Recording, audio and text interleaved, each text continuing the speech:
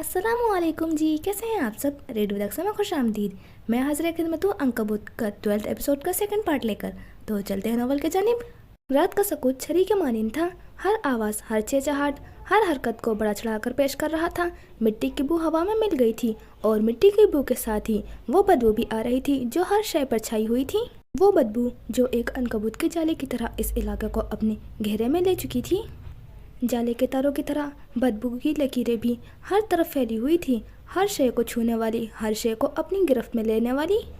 चांद की रोशनी तारे अंकबूत जैसे महल पर पड़ रही थी। महल के बदबूदार राजों को चांदी की चमक से छुपाने की कोशिश कर रही थी, लेकिन चांद की चमक भी बदबू के इन लकीरों को छुपाने में नाकाम थी जो गहरे राजों को दफन करने की कोशिश कर रहे थे। वो बदबू जिसने सब कुछ अपने जेरे असर लिया था, जिसने हर चीज़ को अपने अंदर जज़ब कर लिया था, और वो बदबू जो इस रात के सकूत में हर शय के लिए एक खौफनाक पेशन गोई थी। ये सकूत, ये बदबू, ये चांद की रोशनी, ये तारों की चमक, ये सब मिलकर एक ऐसी तस्वीर बनाते थे जो दिल में खौफ और बेचैनी पैदा करती थी। हर शय की खामोश थी, हर शय सुन होकर रह गई थी, जैसे रात कुछ ऐसा करने वाली हो जिसका तसव्वुर भी किसी के जहन में न आ सका हो। और उस रात के सकूत में वो बदबू एक ऐसी शय थी जो जिंदा थी, जो हरकत कर रही थी, जो सब कुछ अपने अंदर समोने की कोशिश कर रही थी। इन चीखों को भी जो वक्फे वक्फे से जोसेफ पैलेस के दरो दीवार हिलाने का सबब बन रही थी। ये चीखें इतनी रूह फरसा थी कि सुनने वाले अपनी समात को खो देने की ख्वाहिश करते थे। देखते ही देखते कदावर खड़े महल की पहचान को चारों जानिब से अनकबूत के नरम रेशों ने छुपा दिया। चांद की रोशनी में जोसेफ पैलेस की बजाय अब वहाँ अनकबूत अपनी कई टांगों के साथ खड़ा नजर आता था। उसकी आंखों में पुरइसरारियत चमक थी, वो चमक जो पुरशिकारी के आंखों में शिकार के बाद उभरती है, क्योंकि ये महल नहीं शिकारी था जो आज महल का एक और मकीन शिकार हो गया था। अपने कमरे में आरामदेह बिस्तर पर सोई नैनी हड़बड़ा कर उठ बैठी। विलियम, वो ज़ेरे लब बड़बड़ाई, माथे के पसीने की बूंदें चमक रही थी। वो आज शाम ही वापस लौटी थी और विलियम उन्हें नजर नहीं आया था। पूछने पर पता चला था कि वो बिना बताए किसी दौरे पर निकल गया है। ऐसा पहली बार हुआ था कि वो उनकी गैर मौजूदगी में कहीं चला गया हो, पर दिल मान नहीं रहा था। कुछ था जो उन्हें बेचैन कर रहा था। वो अपने बिस्तर से नीचे उतर आई, स्कार्फ उठाकर सर लपेटा और अपना असा उठाती छोटे छोटे कदम बढ़ाते कमरे से बाहर निकल आई। जोसेफ पैलेस की इस खामोशी से आज उन्हें खौफ आया था। आज उन्हें वो बदबू महसूस की थी जो वासी थी, यूं जैसे कई लाशें जल सड़ गई हों। विलियम, वो बेसाख्ता उसे पुकार रही थी। विलियम का कमरा ऊपर था और नैनी के लिए सीढ़ियाँ चढ़ना मुश्किल था, फिर भी उन्होंने अपनी पूरी कोशिश करते सीढ़ियाँ चढ़ने की कोशिश की। पहले जीने पर कदम रखते ही उनके कदम लड़खड़ाए गए।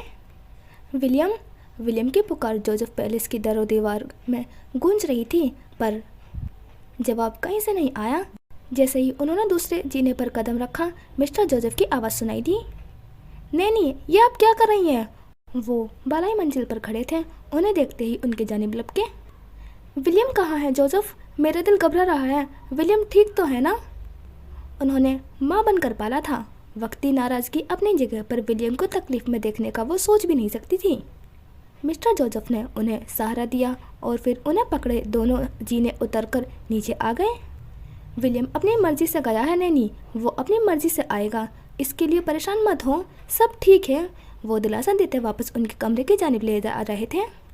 लेकिन मेरा दिल नहीं मान रहा, यूँ लग रहा है जैसे उसके साथ कुछ बुरा हुआ है। नैनी भराए हुए लहजे में बोली, आंखों में नमी उभर आई। कहा ना, कुछ नहीं हुआ है, सब ठीक है, आप ज़्यादा मत सोचें।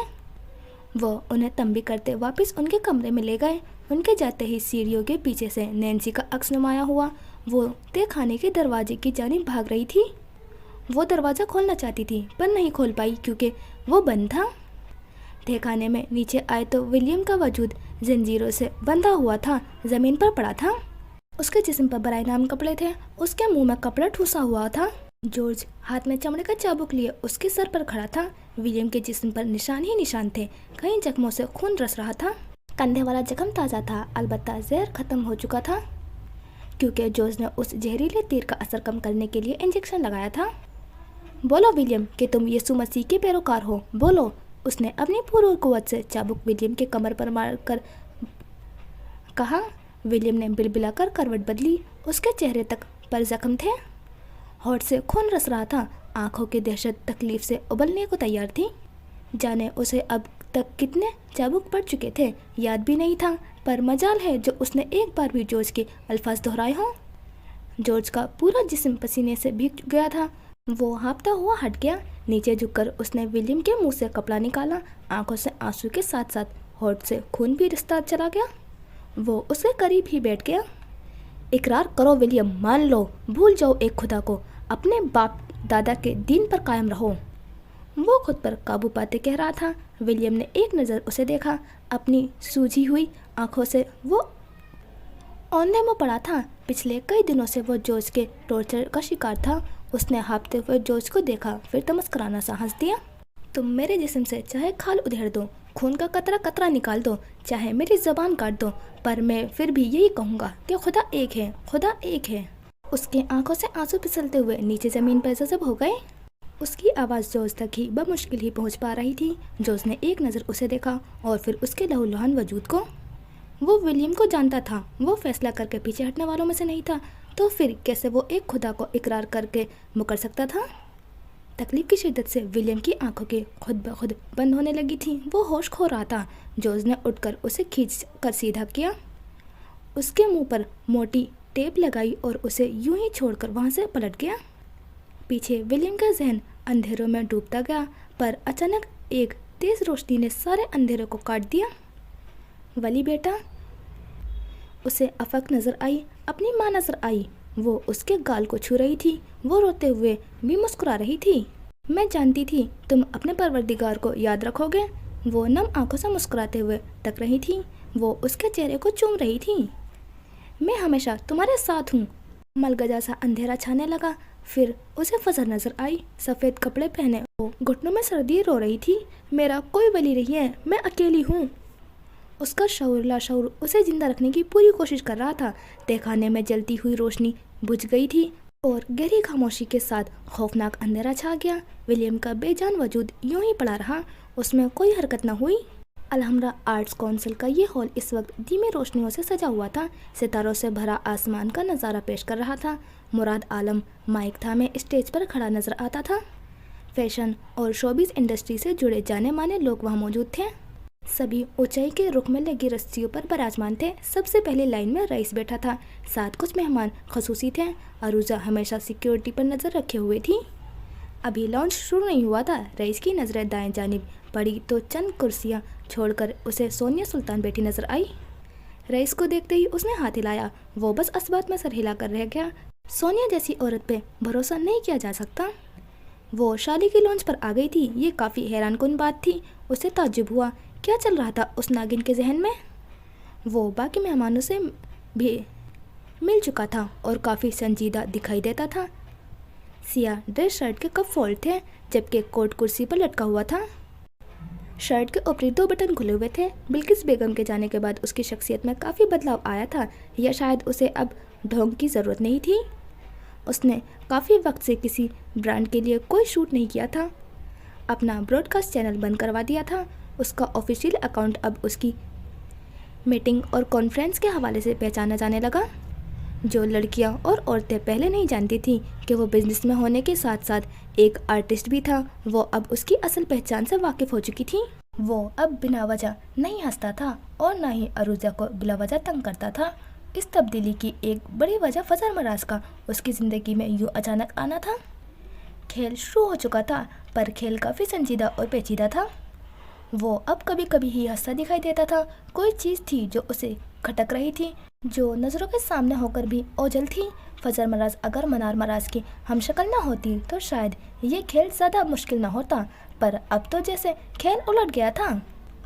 यूँ लग रहा था जैसे माजी एक बार फिर से दोहराया जाने लगा हो। आज की शाम हमेशा की तरह रईस ज्वेलर्स के नाम स्टेज पर एक जानिब खड़े होते माइक थामे मुराद आलम ने सबको तवज्जो अपनी तरफ मरकूज करवाई। मैं कुछ नहीं बोलूँगा क्योंकि मैं शाली के बारे में कुछ बोल ही नहीं सकता। मैं बराह रास्त इस सल्तनत के मालिक मिस्टर रईस औरंगजेब को दावत देता हूँ कि वो आकर शाले का तारुफ करवाएं। तालियों की आवाज़ गूंज गई। एक स्पॉटलाइट मुराद आलम पर थी तो दूसरी रईस के ऐन ऊपर आई। वो रोशनियों में नहा गया। वो पेशवराना अंदाज में मुस्कुराता हुआ उठ खड़ा हुआ। वो अब सीढ़ियाँ चढ़ रहा था और फिर स्टेज पर पहुंचकर उसने हमेशा की तरह अपना दायां हाथ सीने पर रखा, सर को ज़रा सा खम दिया, फिर वह पूरे दिल से मुस्कुरा दिया। हॉल में बैठे कई ख्वातीन के साथ साथ कई मर्द हजरात भी हमेशा की तरह उसकी इस अदा पर अश्क अश्क कर उठे। ये रईस का स्टाइल था और इससे बेहतर आज तक जैसे कोई कर ही नहीं पाया था। उसके साथ उसके बोलने का हिस्र था। वो जब बोलता था तो लोग सुनते थे। वो जब अपने दिल पर हाथ रखता था तो सामने वालों का दिल निकाल लेता था। अस्सलामु अलैकुम। उसकी भारी आवाज़ हॉल में गूंज गई। सरगोशियाँ दम तोड़ गईं। अब रईस को सुनने का वक्त था। सियाह ड्रेस पैंट और सियाह ड्रेस शर्ट में वो कम कम ही नज़र आता था। हमेशा की तरह नफासत से जमे बाल और चमचमाते जूते लोगों की तवज्जो खींच रहे थे। उसकी हमेशा की तरह खुशबू मशहूर कुन थी। सबसे पहले तो आप सबकी तशरीफ़ आवरी का शुक्रिया। एक आर्टिस्ट होने के नाते मेरी हमेशा यही कोशिश होती है कि कुछ नया ला सकूं। पहली ही रो में उसे कुछ जाने पहचाने मुल्की गैर मुल्की चेहरे नज़र आए। मेरी कोशिश है लोगों के ख्वाबों को हकीकत की सूरत उन तक पहुंचाया जा सके और शाले भी ऐसा ही ख्वाब है जो रईस ग्रुप के एक डिज़ाइनर ने मिलकर देखा था। उसके डिज़ाइन से लेकर उसकी लॉन्च तक ये सफ़र जितना मेहनत तलब था उतना ही खूबसूरत भी रहा। मुझे उम्मीद है आप लोग रईस ज्वेलर्स के इन डिज़ाइन से मायूस नहीं होंगे। हमारे 5 आर्टिकल हैं जो एक एक करके आपके सामने आएंगे, आपको यकीनन हैरत में डाल देंगे। वो सांस लेने को रुका तो मेरे ख्याल से शुरू करना चाहिए। उसने मुराद आलम की जानिब देखा और फिर उसे माइक वापस पकड़ाकर स्टेज से नीचे उतर आया। बस इतना ही? क्या रईस आज सिर्फ इतना ही बोलेगा? अजीब सा शोर था जो पीछे बैठे आवाम में फैल सा गया था, पर यह शोर ज़्यादा देर जारी नहीं रह पाया था क्योंकि हॉल की रोशनियां बदल गई थी। बैक स्टेज का मंजर बदल गया था और म्यूजिक शुरू हुआ। पहला आर्टिकल जो चोकर डिज़ाइन था, सियाह और सुनहरे लहंगे के साथ स्नो की आइज मेकअप से मसीन चेहरा लिया एक खूबसूरत मॉडल किसी हिरनी की तरह चलती हुई आई। स्टेज काफ़ी लंबी और बड़ी थी। उसे 2 मिनट लग गए पूरे स्टेज पर घूमकर आखिर में जाकर खड़े होने में। फिर आर्टिकल नंबर 2 और फिर 3 के बाद 4 आर्टिकल एक लाइन में खड़े थे। बैक स्टेज का मंजर एक बार फिर से बदल गया। स्क्रीन पर के कशाई उभर आई, म्यूजिक बदल दिया गया और फिर पूरे हॉल की बत्तियां बुझ गई। स्टेज पर 2 स्पॉटलाइट थी और फिर वो सीपी नुमा आर्ट पीस वाला आर्टिकल पहने 2 मॉडल्स नमूदार हुई, एक सिया फार्म और एक सफ़ेद फार्म। इंतहाई एंजेलिक फेस, बिल्कुल वैसे ही चेहरे फजर को चाहिए थे। नेहात पतली और दराज कद मॉडल्स जिनका पूरा जिस्म सहरा की रेत के मानिंद चमक रहा था। सिया मॉडल सिया टखनों तक आता लिबास पहने हुए थी और सफ़ेद फार्म सफ़ेद लिबास पहने हुए थी। उनका मेकअप ऐसा था कि उनकी जिल्द चमक रही थी। दोनों का चेहरा मोतियों से मजीन थे, यूं जैसे सिया आसमान पर सितारे जड़ दिए गए हों। और उन सीपी नुमा हार को जिनसे लड़ियट लटक रही थी उन्हें सर पर सजाया गया था बिल्कुल किसी ताज की तरह, और सफ़ेद लड़ियाँ आंखों के सामने लटक रही थीं। दोनों की गर्दन और बाजू पर भी मोतियाँ चमक रही थीं। यह सीप का डिज़ाइन था, निहायत खूबसूरत और नायाब, जैसे समंदर की गहराई में रेत की तह पर चमकता हुआ सेब। लोगों के जबड़े बेसाख्ता गिर गए। उसे वैसे ही पेश किया गया था जैसे फजल ने आइडिया दिया था। सिया फार्म के साथ साथ एक सफ़ेद फार्म मॉडल भी मंगवाई गई थी और लगे हाथों एक और डिज़ाइन तैयार किया गया था ताकि दोनों को पहनाया जा सके। उन दोनों को देखते हुए समझ नहीं आ रहा था किसको देखा जाए। एक सकता था जो पूरे हॉल में छा चुका था। मॉडल्स स्टेज के आखिरी तक आईं और फिर पलट गईं। वो अब दरमिया में खड़ी थीं और बाकी 4 मॉडल्स उनके दाएं बाएं। सकता टूट गया और हॉल तालियों से गूंज उठा। रईस को अपने अंदर सरसारी उतरती महसूस हुई। पीछे बैठे डिज़ाइनर्स अपने लिए ही ज़ोर ज़ोर से तालियां बजा रहे थे। शाले की लॉन्च कामयाब रही। उस लॉन्च के रहनुमाई बराह रास्त की गई थी। लाखों लोग देख रहे थे।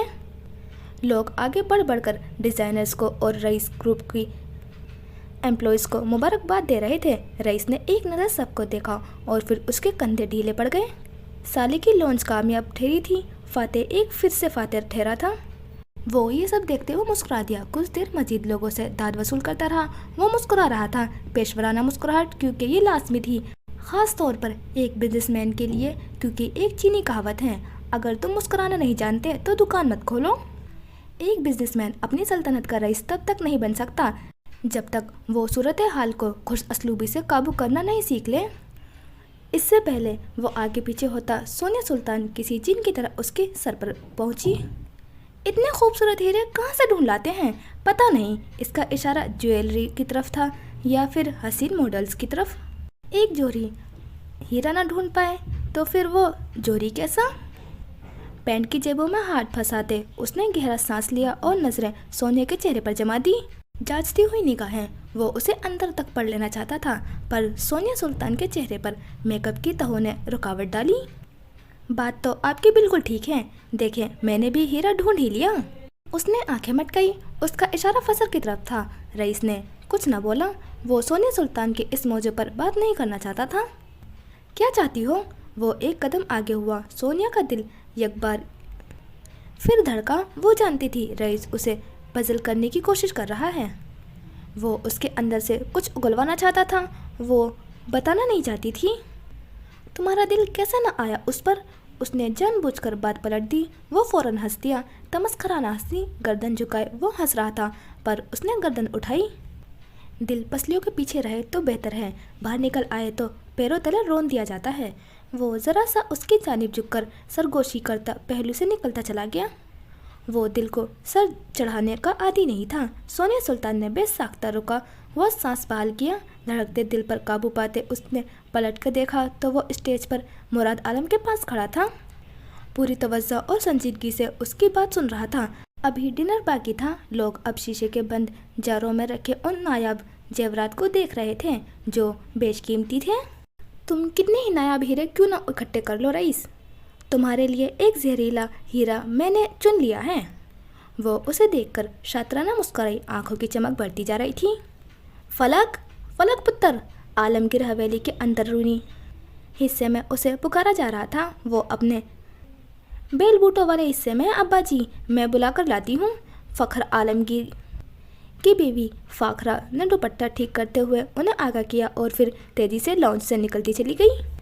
कितनी बार समझाया इस लड़की को कि मगरिब के वक्त उन बेल बूटों से दूर रहा करे, पर नहीं, सुनती ही नहीं है।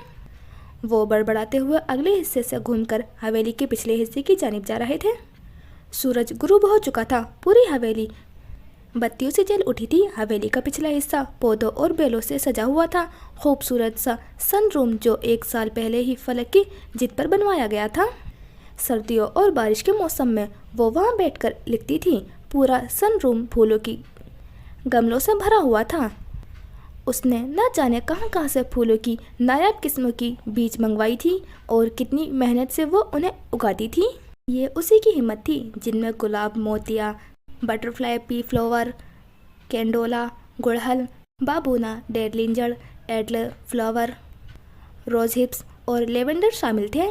ये वो तमाम फूल थे जो फेरी टी के लिए इस्तेमाल होते थे।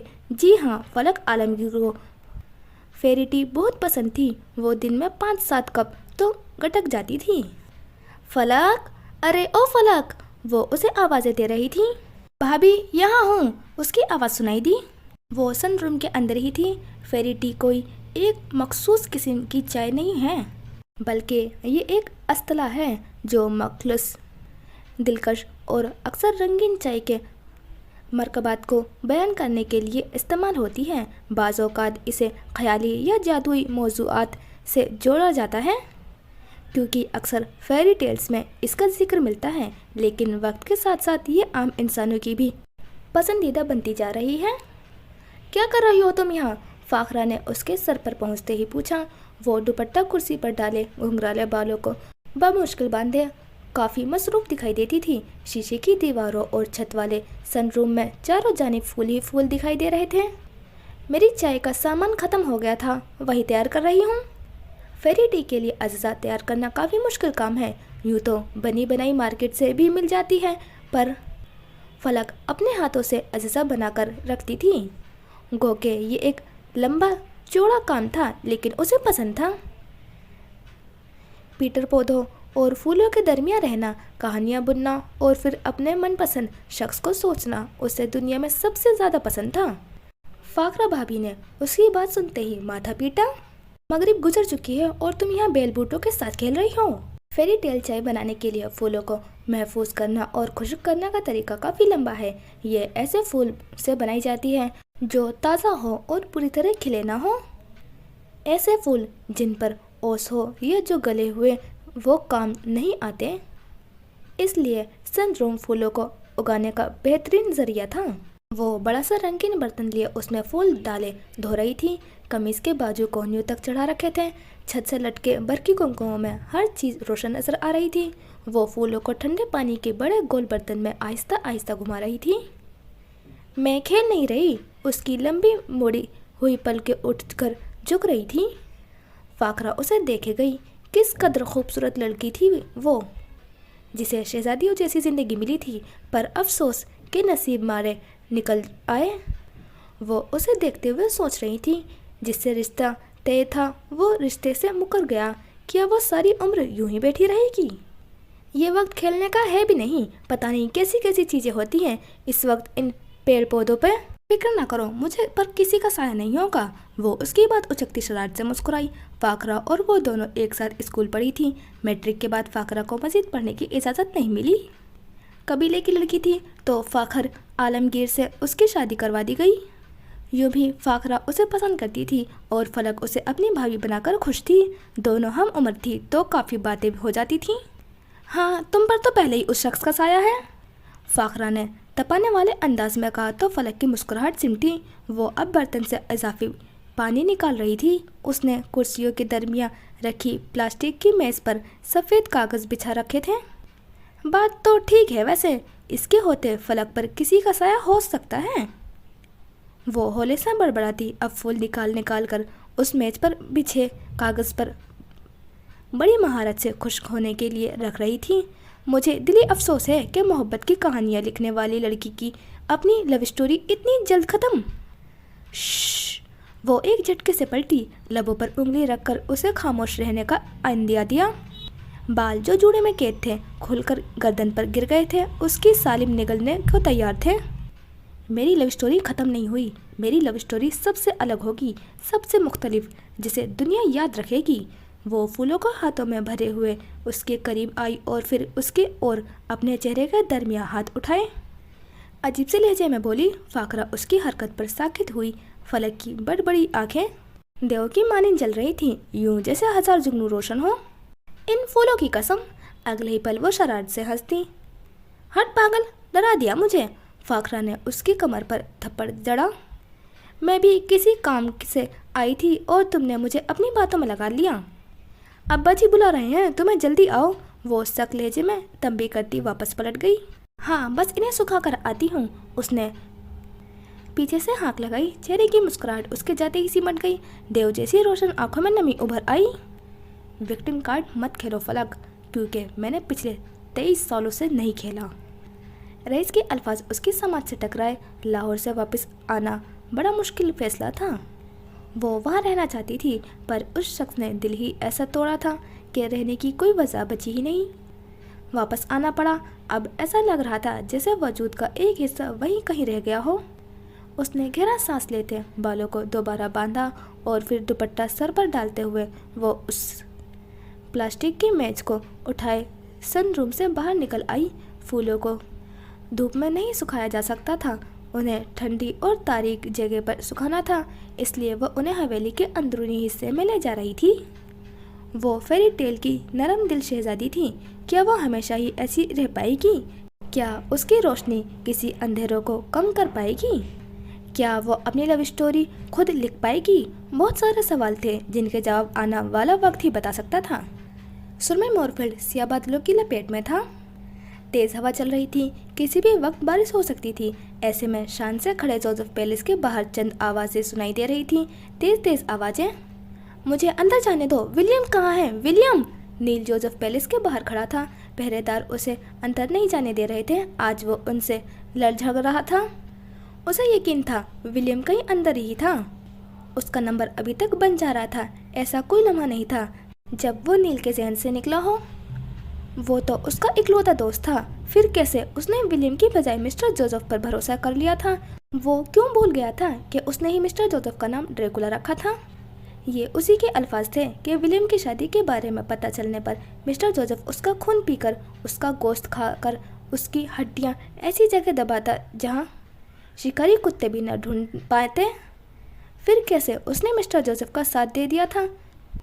मुझे अंदर जाने दो वरना मैं पुलिस बुला लूँगा, वो चीख चिल्ला रहा था। उनका पहरा तोड़कर अंदर जाने की कोशिश कर रहा था। मिस्टर जोसेफ अंदर ही थे। वो अपने कमरे की खिड़की से उसे देख सकते थे। नीचे वाली खिड़की पर जॉर्ज था। आजकल शूटिंग की रुकी हुई थी तो दोनों ज़्यादा वक्त पैलेस में ही गुजार रहे थे। एक पहरेदार ने फ़ोन जेब से निकालकर नंबर मिलाया। दूर पैलेस की खिड़की में खड़े जॉर्ज का फ़ोन बज उठा। क्या हुक्म है साहब? वो नील को जानते थे और जब तक अंदर से कोई हुक्म नहीं आ जाता वो कुछ नहीं कर सकते थे। हड्डी पसली एक कर दो, वो दोबारा यहाँ आने की हिम्मत ना करें। छोड़ो मुझे, उसने खुद को छुड़ाते जो पैलेस की जानिब दौड़ लगाई, पर अगले ही पल वो नीचे पड़ा था। पहरेदार उसके सर पर थे। मुझे विलियम से मिलने दो, मुझे उससे बात करनी है। वो उठने की कोशिश कर रहा था पर अगले ही पल मुक्कों और घूसों की बारिश उस पर बरसने लगी। वो अकेले 3 हट्टे कट्टे गार्ड्स का मुकाबला नहीं कर सकता था। उसने कोशिश की खुद को बचाने की भी और उन्हें मारने की भी, पर मुंह पर पड़ने वाले घूसों की वजह से मुंह से खून निकल आया था। उसे कहाँ कहाँ लग रही थी कुछ समझ न आया। दुनिया घूम गई। जॉर्ज कमर पर हाथ बांधे, कंधे चौड़े किए खड़ा था। उसके पास पुलिस को देने के लिए बयान था।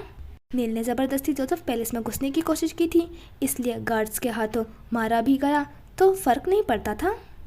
विलियम, वो अपना आप छुड़ाने की भरपूर कोशिश कर रहा था। नज़रें अभी तक देव जैसे महल पर जमी थी जो विलियम को निकल गया था। उसकी आंखों से पानी बह निकला। हंसते हुए विलियम का चेहरा नमूदार हुआ। वो साथ रग्बी खेल रहे थे, वो साथ हंस रहे थे, वो साथ लड़ रहे थे, वो तो साथ साथ थे। फिर क्यों ऐसा हुआ? उससे ये गलती कैसे हो गई? अच्छी खासी धुलाई करने के बाद जब उन्हें यकीन हो गया कि वो उठ नहीं पाएगा तो वो उसे वहीं छोड़कर आगे बढ़ गए। नील ने बमुश्किल करवट ली और फिर खुद को सीधा किया।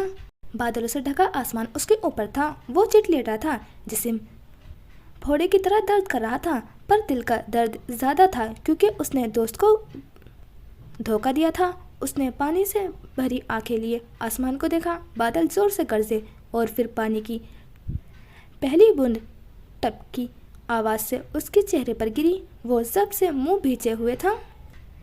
एम सॉरी विलियम, वो हौले से बड़बड़ाया और फिर उसकी आंखें बंद होती चली गईं। पूरा एडनबरा बारिश में भीगा हुआ था। एडनबरा पुलिस स्टेशन में इस वक्त काफ़ी चहल पहल थी। जितनी तेज़ी से बाहर बारिश बरस रही थी उसी तेज़ी से अंदर फ़ोन बज रहे थे। हॉल में अतराफ में रखी कुर्सियों में से एक पर निशा बैठी थी, अपनी जैकेट को अपने कंधों पर डाले वो वहशत जताती दिखाई देती थी। रोने के बाद उसकी आंखें सूज चुकी थीं। उनका पूरा ग्रुप मौजूद था। बाहर बड़ी बस खड़ी थी, ड्राइवर भी यहीं था। सभी स्टूडेंट्स दरसे में बैठे थे। उन सब के फ़ोन ले लिए गए थे। किसी को भी बिना बयान दिए स्टेशन से बाहर जाने की इजाज़त नहीं थी। पुलिस ऑफिसर बारी बारी सभी स्टूडेंट्स को बुलाकर उनके बयान ले रहा था क्योंकि टूर से वापसी के दौरान एक नाखुशगवार हादसा पेश आया था। बस में ही एक लड़की अचानक तड़पने लगी और दम तोड़ गई। ये इतना अचानक हुआ था कि किसी को भी समझने का मौका ही नहीं मिला। निशा ने पहली बार किसी को अपनी आंखों के सामने मरते देखा था। वो ये लम्हा कभी नहीं भूल पाती। सुर्ख चेरी जैसे बालों वाली निशा के हवास अभी तक ठिकाने पर नहीं आए थे। नेक्स्ट उसकी बारी आ चुकी थी, पर वो उस कदर डरी हुई थी कि उसके एहसास ही नहीं हुआ कि उसे बुलाया जा रहा है। साथ वाली लड़की ने जब उसे धोखा दिया तो वो होश में आई। लॉन्ग स्कर्ट के साथ वो सादा ब्लाउज पहने हुए थी। वहाँ बैठे सभी स्टूडेंट्स भीग गए थे। उसने जैकेट को कंधों पर डाल रखा था, बाल चिपके हुए थे। वो मरे मरे कदमों से उठकर सामने ग्लास डोर ढकेल कर अंदर दाखिल हुई। मैच के दूसरी जानिब एक खुश शक्ल ऑफिसर बैठा था। आओ बैठो, निशा को देखते ही उसने इशारा किया। वो गले को तर करके आगे बढ़ी और झिझकते हुए कुर्सी पर टिक गई। उसने एक नज़र पुलिस ऑफिसर को देखा। वो एक खुश शक्ल इंसान था। जिस पर यूनिफॉर्म अच्छा लग रहा था, पर वो ये नहीं सोच पाई, वो डर रही थी कहीं उसकी वजह से मिस्टर जोसेफ पर कोई हर्फ न आ जाए। तुम्हारा नाम क्या है? ऑफिसर ने मेज पर रखा टेप रिकॉर्डर ऑन किया। नजरें उसी पर जमी थी। उसकी होठ खुश्क और नीले पड़ चुके थे, चेहरा जर्द दिखाई देता था। निशा जोसेफ, उसने झिझकते हुए अपना नाम बताया। एमी को कब से जानती हो? ये वही लड़की थी जिसकी मौत हो चुकी थी। हम क्लास फेलो थे, उससे ज़्यादा नहीं जानती थी, बस क्लास तक ही हेलो हाई थी। वो मेज पर नज़रें जमाए हुए थी, जबकि पुलिस ऑफिसर उसे जांचती निगाहों से देख रहा था। उसे निशा के वजूद में लर्जिश महसूस हुई। वो डर क्यों रही थी? तुम्हारा बेस्ट फ्रेंड? कोई नहीं, उसने नफ़ी में सर हिलाया। उसकी किसी से पक्की दोस्ती नहीं थी, ना कभी कोई उसके घर आया था, ना कभी वो किसी के घर गई थी। तुम्हारा कोई दोस्त नहीं है? हैरान कुन लहजा निशा ने सिर्फ गर्दन हिलाने पर इक्तफा किया। कहाँ रहती हो? Joseph Palace, Moorfield. इस बात पर चौंकने की बारी पुलिस ऑफिसर की थी। वो हैरान दिखाई देता था। तुम जोसेफ पैलेस में रहती हो? अजीब सवाल था। निशा ने उलझी हुई नज़रों से उसे देखा। मेरा मतलब है जोसेफ पीटरसन की बेटी हो? वो मेज पर हाथ रखते उसकी जानिब झुका। निशा की सांस खुशक हुई। विलियम जोसेफ की बहन? वो अभी तक हैरान था। ये सुनते ही निशा का सांस लौट आया। उसने तेजी से इस बात में सर हिलाया। पुलिस ऑफिसर गहरा सांस लेता पीछे को हो बैठा। निशा को उम्मीद की एक किरण नजर आई थी। आप विलियम को जानते हैं? वो उम्मीद भरी नज़रों से उसे देख रही थी। विलियम को कैसे भूल सकता हूँ? वो एकदम से उठ खड़ा हुआ। टेप रिकॉर्डर उसने बंद कर दी थी। तुम यहीं बैठो, मैं आता हूँ। वो उसे तंबी करके खुद ऑफिस से बाहर निकल गया। निशा के चेहरे पर उलझन थी। आखिर कौन था वो? क्या विलियम का कोई दोस्त था? लेकिन वो विलियम के किसी ऐसे दोस्त को नहीं जानती थी जो पुलिस ऑफिसर हो। ऑफिसर पॉल, बाहर उसे जूनियर बुला रहे थे। वो लड़की थोड़ी अजीब लग रही थी। मेरे ख्याल से हमें इस पर फोकस करना चाहिए। वो निशा ही की तरफ इशारा कर रहा था। वो गर्दन मोड़े उन्हें देख रही थी। नहीं, वो नहीं है। पूरे गिरोह में सिर्फ वही एक लड़की है जिस पे हम शक नहीं कर सकते। वो अपना फ़ोन निकाले एक नंबर मिला रहा था। आप उसे जानते हैं? सरगोशीनुमा अंदाज में पूछा गया। आवाज़ें निशा तक नहीं आती थी, पर वो जानती थी उसी के मुतालिक बात हो रही थी। मैं जोसेफ पैलेस के मकीनों को अच्छे से जानता हूँ। वो बस इतना कह पाया। वो जो नंबर मिला रहा था उस पर कोई फ़ोन नहीं उठा रहा था। इसका फ़ोन कहाँ है? उसने संजीदा लहजे में पूछा। मैं अभी लेकर आता हूँ, जूनियर कहता उसके एक जानिब बढ़ गया। कुछ देर बाद वो उसे डब्बे के साथ वापस आया था जिसमें सबके फ़ोन थे। ऑफिसर पॉल ने उससे वो डब्बा लिया और फिर वापस अपने ऑफिस की जानिब बढ़ गया। अब वो निशा के सामने बैठा था। अपना फ़ोन उठाओ और घर कॉल करो। निशा ने कपकपाते हाथों से फ़ोन उठाया और अब जॉर्ज को कॉल मिला रही थी। बेल जा रही थी पर वो फ़ोन नहीं उठा रहा था। उसने मायूसी से फ़ोन वापस ही रखा। ओके, तुम रिलैक्स हो जाओ, परेशान होने की ज़रूरत नहीं है, तुम यहाँ महफूज हो। उसने यकीन दहानी करवाई। वो बस सर हिलाकर रह गई। आप विलियम को कैसे जानते हैं? उसने झिझकते हुए पूछ ही लिया था। उसकी बात पर ऑफिसर पॉल मुस्कुरा दिया। उसने सालों पहले मेरी जान बचाई थी जब मैं समंदर में डूबकर मर जाना चाहता था। वो मेरा मोहसिन है। वो ना होता तो आज मैं यहाँ ना होता। वो फीका सा मुस्कुरा दिया, जबकि निशा अपनी जगह पर साकित रह गई। वक्त भी कैसे कैसे खेल खेलता है कि इंसान दंग रह जाता है। वो दीवार से टेक लगाए बैठा था। खुश्क पपड़ी ज़्यादा होठ, सूखा गला, जख्मी जिस्म और जख्मी रूह।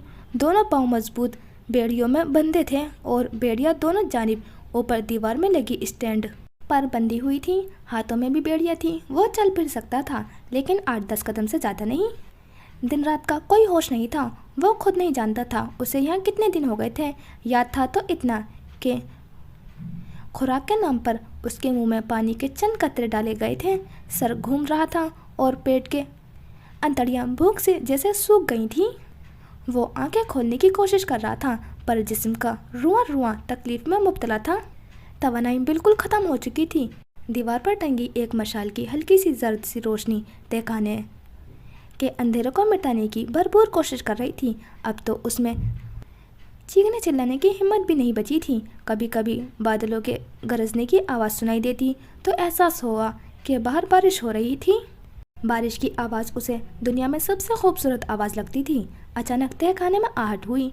उसने ढलकी हुई गर्दन उठाई, आंखें फाड़कर देखना चाहा, पर कोई दिखाई नहीं दिया। अलबत्ता कदमों की चाप सुनाई देती थी जो धीरे धीरे करीब हो रही थी।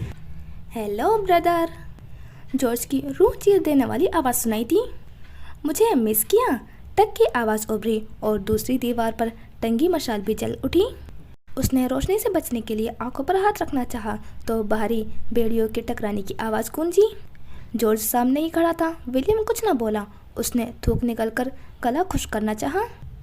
तो ये लड़की है वो जिसके लिए तुम हम सबको छोड़कर भाग रहे थे? जॉर्ज की तमस्कराना आवाज़ सुनाई दी और विलियम की आंखें पूरी खुल गई। वो सामने ही कुर्सी पर टांग जमाए बैठा था। हाथ में विलियम का कैमरा था।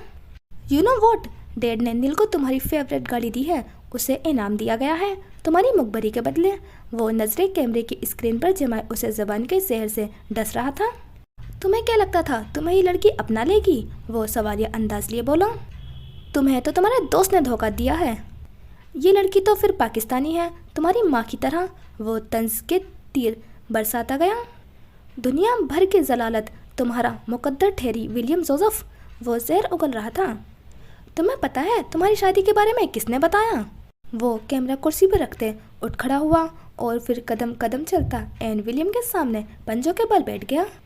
जेनी ने, उसने खबासत से कहका लगाया। तुम्हें लगा वो सब तुम्हारे हैं, तुम्हारे अपने हैं? लहजे में तंज नुमाया था। तुम्हारा कोई नहीं है। उसकी गर्म सांसें विलियम के अपने चेहरे पर महसूस हुई। उसने बमुश्किल आंखें खोली और जॉर्ज की आंखों में देखने की कोशिश की। तुम ये सब क्यों कर रहे हो? वो बमुश्किल बोल पाया। उसे अपनी ही आवाज़ दूर से आती सुनाई दी। मैं ये सब क्यों कर रहा हूँ? वो उसका सवाल दोहराते उठ खड़ा हुआ। लहजे में खुला इस्तेजा था जैसे वह हैरान हुआ, फिर सोच में पड़ गया। तुम नहीं जानते मैं ये सब क्यों कर रहा हूँ? वो दोनों हाथ उठाए बोला। तो चलो मैं बता देता हूँ। उसने कमर पर दोनों हाथ रखे और गर्दन एक जानिब ढलकाकर विलियम को देखा। हीरो बनकर घूमने वाले विलियम की हालत किसी फकीर से कम नहीं थी। इसकी वजह तुम हो विलियम, हमेशा से तुम। इस बात उसका चेहरा सुर्ख पड़ा, आंखों में जख्मीपन उभरा। विलियम विलियम विलियम, जब से होश संभाला बस इसी नाम की पुकार को सुनने को मिला। विलियम स्पेशल है, विलियम बीमार है, विलियम ने ये कर दिया, विलियम ये मत करना, हमेशा से तुम ही तो थे विलियम। वो अपना अंदर खोल रहा था जो उसने हमेशा छुपा कर रखा था। कुछ जख्म थे जो गहरे थे, कुछ तकलीफ थी जिनसे विलियम अनजान था। डैड को मैं कभी नज़र ही नहीं आया। वो एक बार फिर हाथ उठाए इस्तजाइया बोला। अंदर कई हसद जो धीरे धीरे पनपता रहा था बाहर आ गया था। हाँ, वही हसद जिसने एक भाई को काबिल बना दिया था। मेरी मोहब्बत, मेरी फरमाबरदारी, मेरी मेहनत, उन्हें कभी कुछ नज़र नहीं आया क्योंकि सारी तवज्जो तुम्हारी नफसियातीपन ने खींच ली थी। वो दबे दबे लहजे में चिल्लाया। मैं हमेशा परफेक्ट बनने की कोशिश करते हुए भी उनकी तवज्जो नहीं खींच पाया और तुमने हमेशा काम बिगाड़ कर भी उन्हें मुतवज्जो कर लिया। आखिर क्यों? वो घुटनों पर दोनों हाथ जमाए उसके करीब झुका हुआ था। विलियम सुन रहा था, समझने की कोशिश कर रहा था, पर बोला कुछ नहीं। उसे याद था तो बस इतना कि जिन हाथों से जॉर्ज उसे खाना खिलाता था उन्हीं हाथों ने उसके जिस्म से रूह खींच ली थी। तुम्हारी माँ ने हमारी माँ की खुशियाँ छीन ली थी और तुमने हमारी। उसने एक और बार किया। मैंने बहुत कोशिश की कि हमेशा सब ठीक रखूं, पर तुम हमेशा सब बिगाड़ कर मुझे डैड की नज़रों में जलील करवाया तुमने विलियम। उसने शहादत की उंगली सीधी करती विलियम के माथे पर दस्तक दी। सांस फूला हुआ था। जॉर्ज, तुम ऐसा नहीं थे, उसने तकलीफ से पहलू बदलते कहा। और मुझे ऐसा बनाने वाले तुम हो, सिर्फ तुम। वो कहका लगाते वापस पलट गया। वेल, तुम्हारी असल जगह यही है, तुम हमेशा यहीं रहोगे। पर अभी मैं तुमसे जो पूछने आया हूँ वो बताओ। वो पूरे कद से खड़ा था, निहायत संजीदा, भवे सुखेड़े हुए और आंखें सर्द, चेहरा सपाट था। मैरिज सर्टिफिकेट कहाँ है तुम्हारा? वो किसी भी किस्म के तासुरात से आरी लहजे में बोला। उसकी पूरी तकरीर के दौरान विलियम के होठों पर पहली बार मुस्कुराहट उभरी, इस्तजाइया मुस्कुराहट। जोश देख चुका था और पल के 1000वें हिस्से में उसका खून जलकर राख हुआ। उसने आगे बढ़ते हुए जोरदार लात विलियम के पेट में दे मारी। वो तकलीफ के बास दोहराते हुए झुक गया। मुंह से आ भी नहीं निकली। अभी तक तुम्हारा ढीठपन खत्म नहीं हुआ? एक झटके से उसे बाल से पकड़ते उसका मुंह ऊपर किया और उस पे झुकते हुए बोला, मुझे साफ साफ बताओ विलियम, कहाँ है वो मैरिज सर्टिफिकेट? उसका चेहरा सुर्ख अंगारा था और आंखें फटने को तैयार। विलियम ने बमुश्किल आंखें खोली और फिर मुस्कुरा दिया। भाड़ में जाओ। अगले ही पल वह तमस्कराना बोला, लगता है तुम्हें मेरी बात समझ नहीं आई। उसने एक झटके से विलियम के बाल छोड़े और फिर उस पर लातों की बरसात कर दी। वो नहीं देख रहा था उसका भारी बूट विलियम को कहाँ कहाँ लग रहा था। उसने जोश को रोकने की कोशिश भी नहीं की। जख्मों से सजे जिस्म पर पड़ने वाले ठुड्डे और लातों से बिलबिलाकर वो दोहराते हुए झुक गया। जॉर्ज तब तक मारता रहा जब तक वो थक नहीं गया और फिर उसे वहीं छोड़कर वापस पलट गया। उसका अंदाज जारहाना था। विलियम एक बार फिर ज़मीन पर पड़ा था, मुंह भींचे, तकलीफ बर्दाश्त करने की कोशिश करते हुए। उसकी नमकीन आंखें सामने कुर्सी पर रखी कैमरे पर जमी थी, वो कैमरा जिससे ये कहानी शुरू हुई थी। अम्मा, अपना सामान बांध ले, आज शाम हम घर छोड़कर जा रहे हैं। सुबह उठते ही उसने सबसे पहले अम्मा के सर पर बम फोड़ा। यूँ तो अम्मा जानती थी जो कुछ भी चल रहा था, फजर की बातों से पता चलता रहा था। पिछले 3 दिनों में उसने ना जाने कितनी फ़ोन कॉल्स सुनी थी। नहीं, ये सोफ़ा नहीं, वो वाला लें, इस बेड का डिज़ाइन अच्छा नहीं है, ये कलर चेंज करवाएं। सारा दिन बस ऐसी ही आवाज़ें सुनाई देती थी। आखिरकार आज वो दिन आ ही गया था जब फजर ने पहली उड़ान भर ली थी। वो ये मोहल्ला छोड़ने जा रही थी, तरहम भरी, नफरत भरी, हर तरह की नज़रों से दूर जा रही थी।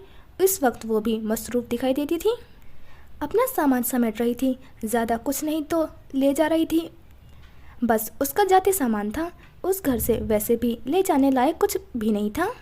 पिछली रात ही उसे लक्ष्य से नया जॉइनिंग लेटर मिल चुका था और तो तवक्का के एन मुताबिक कॉन्ट्रैक्ट में उसकी मर्ज़ी के बदलाव करके उसे भेज दिया गया था। वो कई पल स्क्रीन पर नजरें आते उस कॉन्ट्रैक्ट को देखती रही थी। कुछ था जो खटकने लगा था। उसकी छठी हिस्स बहुत तेज थी, वो इंट्यूटिव थी। उसे अदरा की सूरत पैगाम मिलते थे और अभी भी उसकी छठी हिस्स ने उसे किसी खतरे का आगाह कर दिया था। आखिर लक्स जैसी कंपनी उसकी सारी शराइत क्यों मान रही थी? ये सवाल कई बार खटका था और अभी भी खटक रहा था। क्या मुझे ये कदम उठाना चाहिए? वो खुद से महव गुफ्तगू थी। रिस्क लेना नहीं सीखोगी तो आगे कैसे बढ़ोगी? कम ऑन फजर, तुम ये कर सकती हो। हाँ, मैं ये कर सकती हूँ। खतरे की पेश नज़र डर के पीछे नहीं हट सकती। उसने गहरा सांस लिया और जहन को पुरसुकून करना चाहा। जो भी होगा मैं देख लूँगी, मुझे रास्ते निकालने आते हैं। हाँ, फजर को रास्ते बनाने आते हैं। वो आंखें बंद किए खुद को समझा रही थी, जैसे विद कर रही हो, अपने साथ साथ पूरी कायनात को सुना रही हो। मैं सर्वाइवर हूँ। फिर उसने पट से आंखें खोल दी। मैं सब सर्वाइव कर लूँगी। कॉन्ट्रैक्ट लेटर पर डिजिटल साइन किए और वापस भेज दिया। वो यकम से ज्वाइन करने के लिए तैयार थी और इस वक्त वो तकरीबन शिफ्टिंग के लिए तैयार थी। मोहल्ले की चंद औरतें अम्मा से मिलने आई थी। अम्मा रो रही थी, सालों से उसी घर में रही थी। शौहर के जाने के बाद ये घर छोड़ना पड़ेगा उन्होंने सोचा नहीं था, पर फजर रुकने वालों में से नहीं थी। उसका बहाव तेज था और अम्मा बहाव के उलट नहीं बह सकती थी। उस घर में वैसे भी कुछ नहीं बचा था। वो कब तक फजर को उस अड़ने से रोक सकती थी? सामान के नाम पर अम्मा का एक संदूक था जिस पर ताला लगा हुआ था। फजर ने नहीं पूछा उसमें क्या था और न अम्मा ने कभी बताया था। पूरा दिन उन्होंने उसी घर में गुजारा। अम्मा सबसे मिल ली तो फजर ने एक आखिरी और अलविदाई नज़र अपने कमरे पर डाली। ये कमरा उसका साथी था और वो उसे कभी भूल नहीं पाएगी। यहाँ उसने अपनी ज़िंदगी के मुश्किल तरीन तनहा तरीन दिन गुजारे थे। उसकी आंखों में ज़रा भी नमी नहीं उभरी। अगर वो जज्बाती होकर बैठ जाती तो फिर बैठी ही रह जाती। मूव ऑन करना उसके लिए कभी मुश्किल नहीं रहा था और फिर पुराने मोहल्ले से भी बिलाखिर उसने मूव ऑन कर ही लिया था। मगरिब के वक्त वो अपने सामान समेटे नए अपार्टमेंट पहुंच चुके थे। डीलर ने वर्कर से कहकर उनका सामान ऊपर पहुंचा दिया था। आते ही फजर ने एक गहरा सांस लिया। जिंदगी का नया बाब मुबारक हो फजर। उसने खुद को आईने में देखते हुए मुबारकबाद दी। खुद का कंधा थपका। अम्मा घूम फिर कर पूरा अपार्टमेंट देख ही रही थी। अभी उसे अपने मुताबिक सेटिंग भी करनी थी। अम्मा के लिए उसने आरामदेह कमरा तैयार करवाया था। अम्मा काफ़ी देर तक खुली खुली नज़रों से सब देखती रही थी। शायद उन्हें अंदाज़ा नहीं था फजर इतना कुछ अकेले कर लेगी। यूँ तो उनके कान काफ़ी तेज़ थे, आंखें भी खुली रखती थी और फजर ने भी उनसे कभी कुछ छुपाया नहीं था, चाहे उनकी बनती नहीं थी, पर अम्मा के कानों में वो सारी बातें डालती रही थी। रात तक उसने घर की काफ़ी सेटिंग कर ली थी। आपने आते हुए पार्क देखी होगी, बालकनी से नज़र आती है, बिल्कुल नीचे ही है।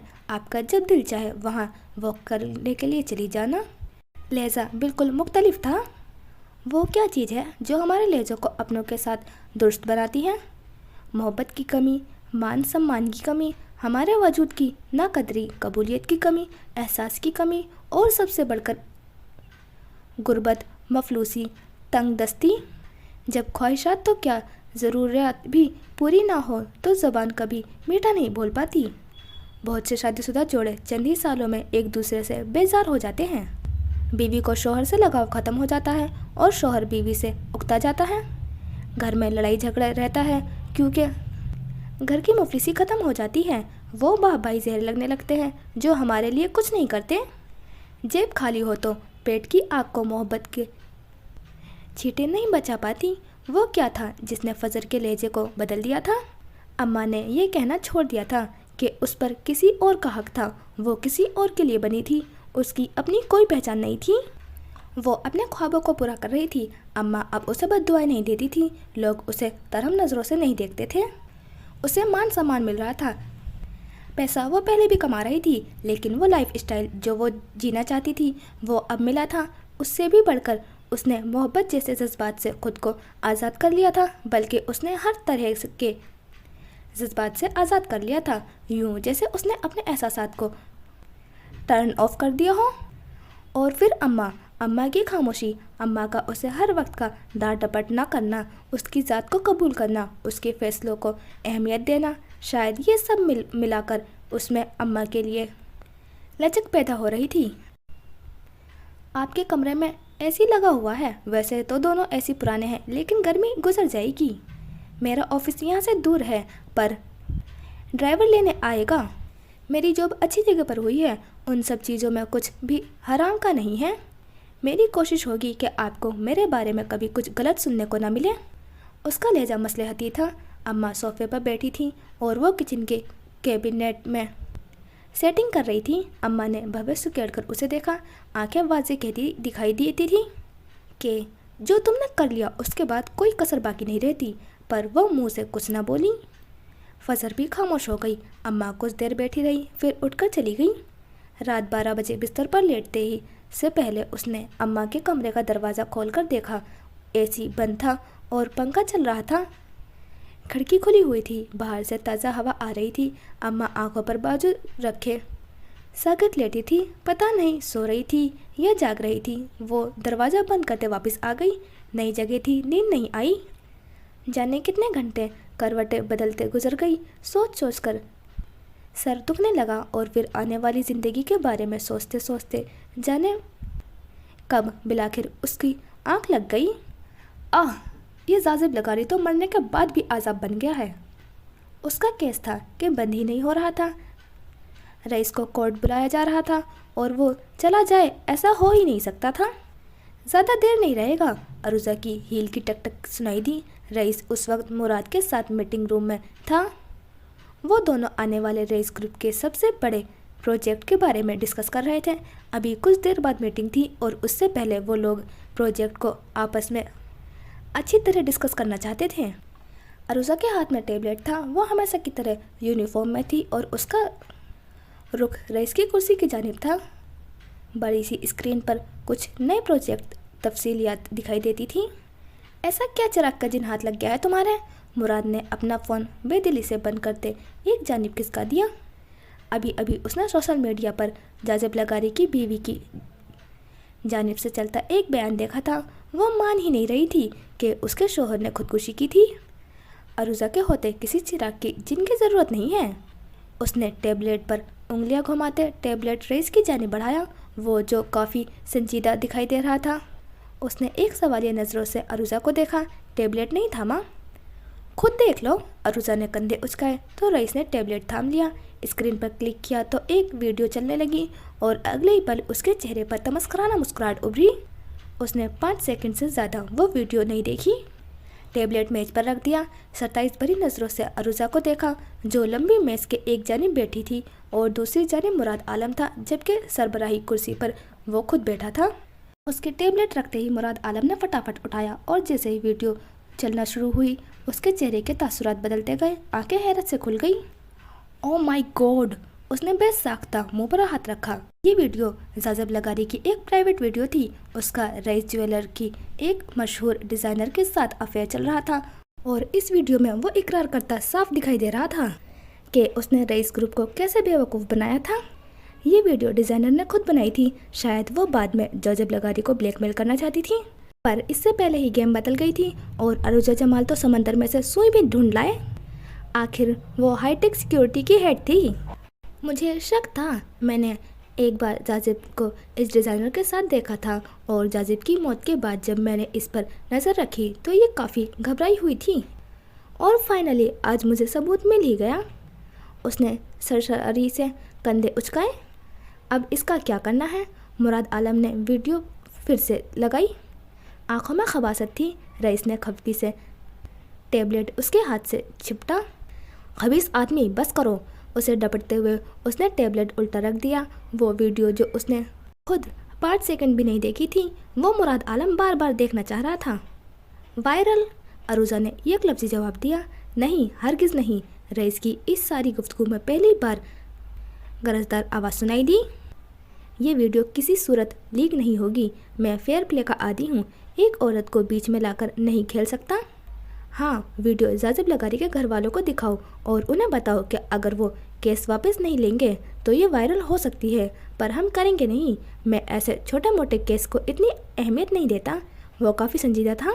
लेकिन बॉस, मिसेस जोसेफ रोज़ाना सोशल मीडिया पर आकर अपनी वीडियोस को ज़रिए इंसाफ मांग रही हैं। उसकी वीडियोस से हमारी बदनामी हो रही है। अरुजा ने उसे समझाना चाहा। बदनाम नहीं होंगे तो नाम कैसे होगा? इतना तो चलता रहता है। बस ये वीडियो उसकी वाइफ को लाजमी दिखाओ, वो खुद ही केस वापस ले लेगी। उसने पूरे यकीन से कहते हैं कलाई पर बंधी घड़ी पर नज़र डाली। मीटिंग का टाइम हो चुका है, अभी तक आए नहीं सब। पेशानी पे सोच की लकीरें वाज़े थी। वो आजकल उलझा उलझा सा था। बस आते ही होंगे। मुराद ने फ़ोन उठाकर मतलूबा मैनेजर का नंबर मिलाया, जबकि अरुजा उठ खड़ी हुई थी। उसका फ़िलहाल इस मीटिंग से कोई ताल्लुक़ नहीं था। वो टेब उठाए दरवाजे की जानिब बढ़ रही थी। कभी कभी उसे रईस पर बहुत गुस्सा आता था। वो दरवाजे तक पहुंची ही थी कि अकब से रईस की आवाज़ सुनाई दी और ये डिज़ाइनर। वो आवाज़ पर पलटी। ये मुझे आइंदा यह नज़र न आए। उसका चेहरा सपाट था, सर्द सपाट। आंखों में तपिश दिखाई देती थी। मुराद आलम ने मुंह खोलकर उसे देखा। मैं उसे जानता हूँ, वो काफ़ी सीनियर डिज़ाइनर है। हम उसे ऐसा नहीं निकाल सकते। उसका रद्द अमल बेसाख्ता था। Does not matter. उसे आज अभी इसी वक्त निकाला जाए। रईस ग्रुप लोगों के सियाह मंसूबों के अमल दरामद की जाए पना नहीं है। उसका लहजा हतमी था। ये राय नहीं, हुक्म था और इस हुक्म को टालने की हिम्मत किसी में नहीं थी। अरुजा अजबात में सर हिलाती बाहर निकल गई। 2 साल काफ़ी होंगे। वो स्क्रीन पर उभरते हुए अपने ड्रीम प्रोजेक्ट को इमारत को देखते हुए बड़बड़ाया। ये तो मीटिंग के बाद ही पता चलेगा। मुराद भी सीधा हो बैठा। ये काम का वक्त था और काम के वक्त रईस को सिर्फ काम करना अच्छा लगता था। आने वाले 2 महीने लक्ष्य के लिए बहुत अहम थे। आज उसका लक्ष्य में पहला दिन था और ये उसकी ज़िंदगी का अहम तरीन दिन था। वो टाइम पर ऑफिस पहुंच गई थी और सुबह सुबह ही पहली मीटिंग थी। स्पेशल कॉस्ट्यूम डिज़ाइनर करने वाले सभी डिज़ाइनर वहाँ मौजूद थे। वो हल्के गुलाबी और नीले रंग के खिलते फूलों वाला कॉटन का सूट पहने हुए थी। टखनों से ज़रा ऊपर आती लंबी खुली कमीज़ और खुला ट्राउज़र। ऐसे कपड़ों में उसका कद मज़ीद दराज लगता था। बाल फोल्ड थे और हम रंग स्कार्फ गले में था। गर्दन में एक जानिब से गुजारा दोनों सिरे आगे को डाल रखे थे। रेशमी बाल जूड़े से निकलने को बेताब थे। उसका चश्मा आंखों पर जमा हुआ था क्योंकि प्रोजेक्टर पर आज की मीटिंग के अहम पॉइंट्स लिखे गए थे। सोनिया सुल्तान सामने स्टेज पर खड़ी थी और सभी डिज़ाइनर संजीदा दिखाई देते थे। पेरिस में होने वाला ये फैशन शो लक्स के लिए बहुत अहम है और ख़ास बात यह है कि स्पॉन्सर्स में रईस ग्रुप शामिल है। हमें पूरी तवज्जो और मेहनत से इसे यादगार बनाना है। मैं चाहती हूँ कि इस फैशन शो का इख्तिताम पर लोगों के जहन में सिर्फ लक्स का नाम हो। वो न सिर्फ शो के बारे में बता रही थी बल्कि उन्हें मोटिवेट भी कर रही थी। आप लोगों के पास 15 दिन हैं। हर वो डिज़ाइनर जिसका लक्ष्य में आज पहला दिन है या फिर उसे यहाँ सालों से गुजर चुके हैं, सबके पास 15 दिन हैं। फैशन शो के लिए जो कॉस्ट्यूम डिज़ाइन किए जाएंगे उनके मॉडल 15 दिन के अंदर तैयार होंगे। आप इसे एज अ टीम वर्क भी कर सकते हैं और चाहे तो अकेले भी। Choice is yours. डिज़ाइनर से होती हुई उसकी नज़रें फजर पर आकर ठहर गई। अपने ख्वाबों को, अपने नाइटमेयर्स को दुनिया तक पहुंचाने का इससे बेहतर मौका शायद ही कभी आपको मिले। उसने फजर को आंखों ही आंखों में बहुत कुछ जतला दिया था जिसे फजर समझ भी गई थी। डिज़ाइनर मुख्तलिफ तरह के सवाल कर रहे थे पर वो खामोश बैठी रही। उसका जहन कहीं और चल रहा था। मैडम, क्या कॉस्ट्यूम डिज़ाइनिंग के दोनों ग्रुप इसमें हिस्सा लेंगे? फजर के अकब से आवाज़ उभरी। ये आवाज़ सुनी सुनी थी। उसने पहली बार पलट कर देखा और साकित रह गई।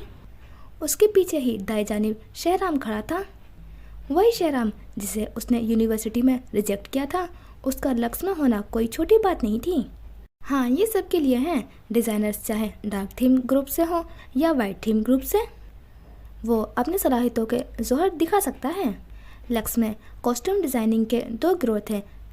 हर शख्स की शख्सियत के लिहाज से उसे मतलूका ग्रोह में डाला गया था। वो डिज़ाइनर्स जिनकी शख्सियत में रोशनी का अंसर नुमाया था वो वाइट थीम ग्रोह का हिस्सा था और फजर जैसे लोग डार्क थीम में थे। जब एक आर्टिस्ट को मुकम्मल तौर पर उसकी शख्सियत के मुताबिक कुछ करने की आज़ादी दी जाती है तब आर्ट तख्लीक होता है। शहजादियों की खूबसूरत लिबास बनाने वाला, जहन रखने वाला डिज़ाइनर नाइटमेयर्स को आसानी से नहीं बुन पाता, इसलिए ये तकसीम की गई थी और इससे लक्स का काम बहुत बेहतर हुआ था।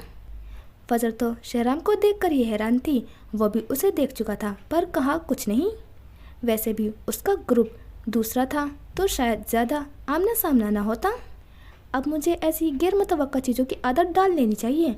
उसने गहरा सांस लेकर खुद को समझाया। पहला दिन काफ़ी थकान भरा था। अपने ग्रोह के डिज़ाइनर्स को समझना और उनसे अच्छे से बात करना फजर के लिए काफ़ी मुश्किल काम था। उसका ऑफिस अच्छा था। यहाँ एक लंबा हॉल था। शीशे की दीवारों से बना यह हॉल सबसे अलग था और इसके अंदर ही डिज़ाइनर्स के लिए एक छोटा सा ऑफिस बना था। उसका दरवाज़ा भी शीशे का था। सभी डिज़ाइनर्स एक दूसरे को देख सकते थे। ये काफ़ी दिलचस्प था। ब्रेक टाइम वो कैफ़े में बैठी लंच कर रही थी। आसपास लोगों का हजूम था। सैकड़ों लोग, मुख्तलिफ चेहरे, एक जैसे ख्वाब। कोई लोग उसे कैफ़े में भी स्केचबुक पर पेंसिल फेरते नजर आए। कहीं गिरोह की शक्ल में बैठे कुछ डिस्कस कर रहे थे। यहाँ की ज़िंदगी बाहरी ज़िंदगी से कितनी मुख्तलिफ थी। यहाँ के लोग पुराने मोहल्ले के लोगों से बहुत मुख्तलिफ थे। तुम फजर हो ना, न्यू डिज़ाइनर? एक काफ़ी शौक सा लड़का उसके साथ आकर बैठ गया। पहले तो उसने बिना इजाज़त बैठने पर फजर की तेवरी चढ़ी। वो यूँ फ्री हो रहा था जैसे बरसों से जानता हो। क्या हम एज अ टीम काम कर सकते हैं? फिर उसके सवाल पर उसे तब चढ़ी। यस, मैं फजर हूँ और मैं टीम वर्क नहीं करती। वो ज़बरदस्ती मुस्कुराई और फिर तवज्जो अपनी चाय की तरफ मरकूज़ की। लेकिन मैं बहुत अच्छा टीम वर्क करता हूँ, उसने खबासत से कहते एक आंख दबाई। फजर ने जब्त से मुट्ठियाँ भींची। उनसे कुछ फासले पर शहराम बैठा था। उसकी नज़रें उसी जानिब थी। मुझे यकीन है तुम वाइट थीम से हो, है ना? पता नहीं वो इतना शोखा क्यों हो रहा था। फजर ने बमुश्किल खुद को कुछ गलत कहने से रोका। उससे पहले वो कुछ कहती, मोबाइल पर उभरने वाली बेल के उसकी तवज्जो अपनी जानिब खींची। ब्रेक के बाद मुझसे मिले। सोनिया सुल्तान का मैसेज था। नहीं, मैं ब्लैक थीम से हूँ। Now excuse me. वो मुंह बनाते ज़बरदस्ती मुस्कुराई और फिर उठ खड़ी हुई। अभी वो कैफ़े से बाहर नहीं निकली थी कि उसे अकब से अपने नाम की पुकार सुनाई दी। पलट कर देखा तो शहराम खड़ा था। उसे अंदाज़ा नहीं था वो उससे बात करेगा, वो उसे मुखातिब करेगा।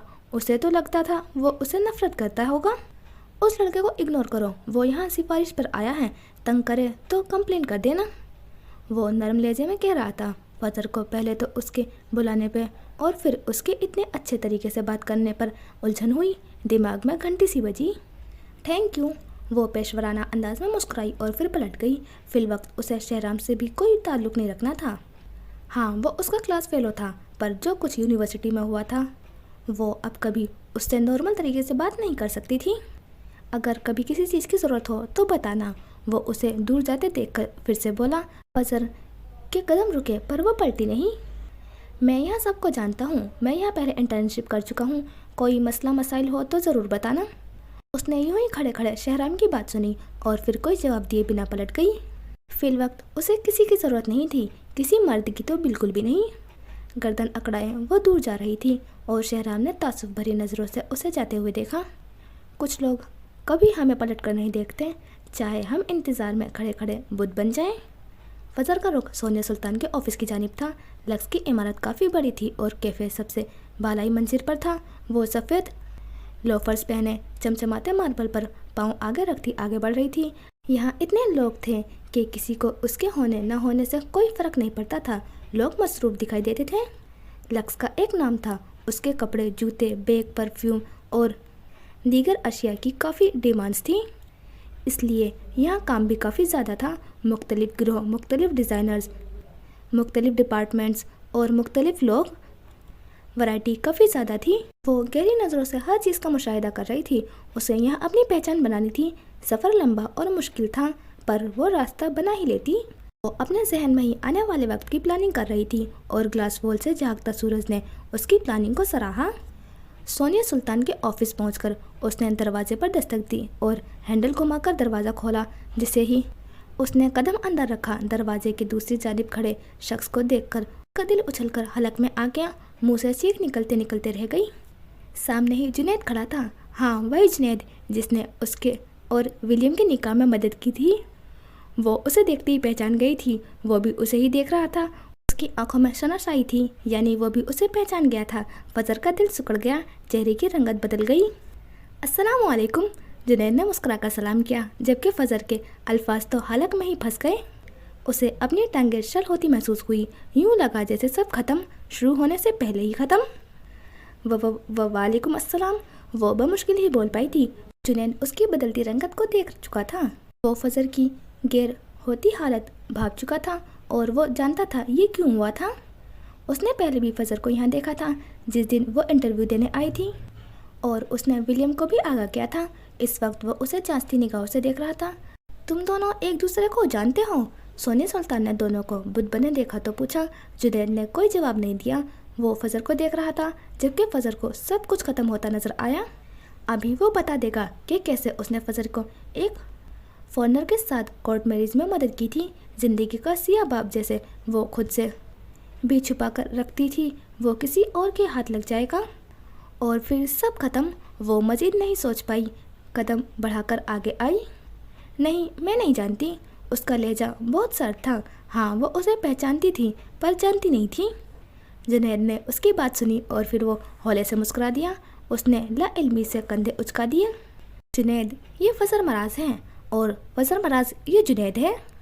हाल ही में इन्होंने हमारे लीगल एडवाइजिंग टीम को ज्वाइन किया है। दोनों ने एक दूसरे को यूँ देखा जिसे तारुफ कबूल किया हो। ठीक है, मैं चलता हूँ।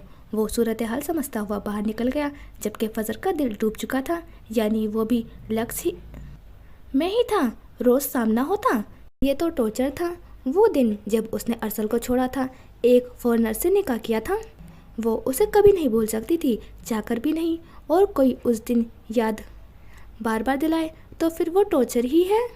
वो गायब दिमागी से कुर्सी पर बैठी। कैसे गुजर रहा है पहला दिन? ना काबिल बयान। वो इस्तजाइया मुस्कुराई। आज पता नहीं कौन कौन से बम फटने थे। ये तो बेहतरीन है और मुझे उम्मीद है तुम कोई नाकाबिल फरामोश नाइटमेयर ढूंढ ही लोगी। उन्होंने उसे पेरिस फैशन शो की बात करने के लिए बुलाया था। वो आधा घंटा वहाँ बैठी रही। कुछ ज़रूरी बातें थी और आने वाले शो को डिस्कस किया जा रहा था। तुम्हारे लिए अपनी पहचान बनाने का ये बेहतरीन मौका है। मैं चाहती हूँ तुम इसे कैश करो। फजर ने इस बात में सर हिला दिया।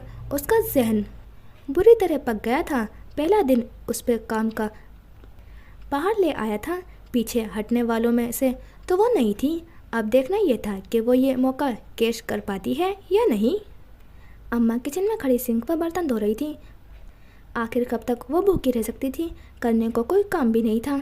यहाँ काफ़ी सुकून था, गर्मी नहीं थी। खामोशी से नाश्ता बनाया और खाने के बाद बर्तन धोने लगी कि अचानक बेल बजने लगी। ये तो फजर के आने का वक्त नहीं था। उसने बताया था कि वो 6 बजे के बाद आएगी। इस वक्त कौन हो सकता था? बेल थी कि बंद हो ही नहीं रही थी। अम्मा दुपट्टे से हाथ साफ करती दरवाजे तक आई और दरवाजे से खुले सुराख में झांका। देखा तो बाहर एक लड़की नज़र आई। वो बेल पर हाथ रखकर उठाना भूल गई थी। अम्मा को कुफत हुई। उन्होंने दरवाज़ा खोला तो लड़की का सरापा वाज़ेह हुआ। वो दुबली पतली सी भूरे रंगत वाली लड़की थी। वो जी सफाई करनी थी। बीबी जी ने यही टाइम दिया था। अम्मा को देखते ही उसने तोते के तरह बोलना शुरू किया। कौन बीबी? अम्मा की तेवरी चढ़ी। वो जी फजर बीबी, कल ही मुझे नीचे मिली थी। सफाई सुथराई का काम उन्होंने ही मुझे दिया था। मैं यहाँ 3-4 घरों में काम करती हूँ। वो कहते हुए अंदर आ गई। अम्मा को हैरत हुई।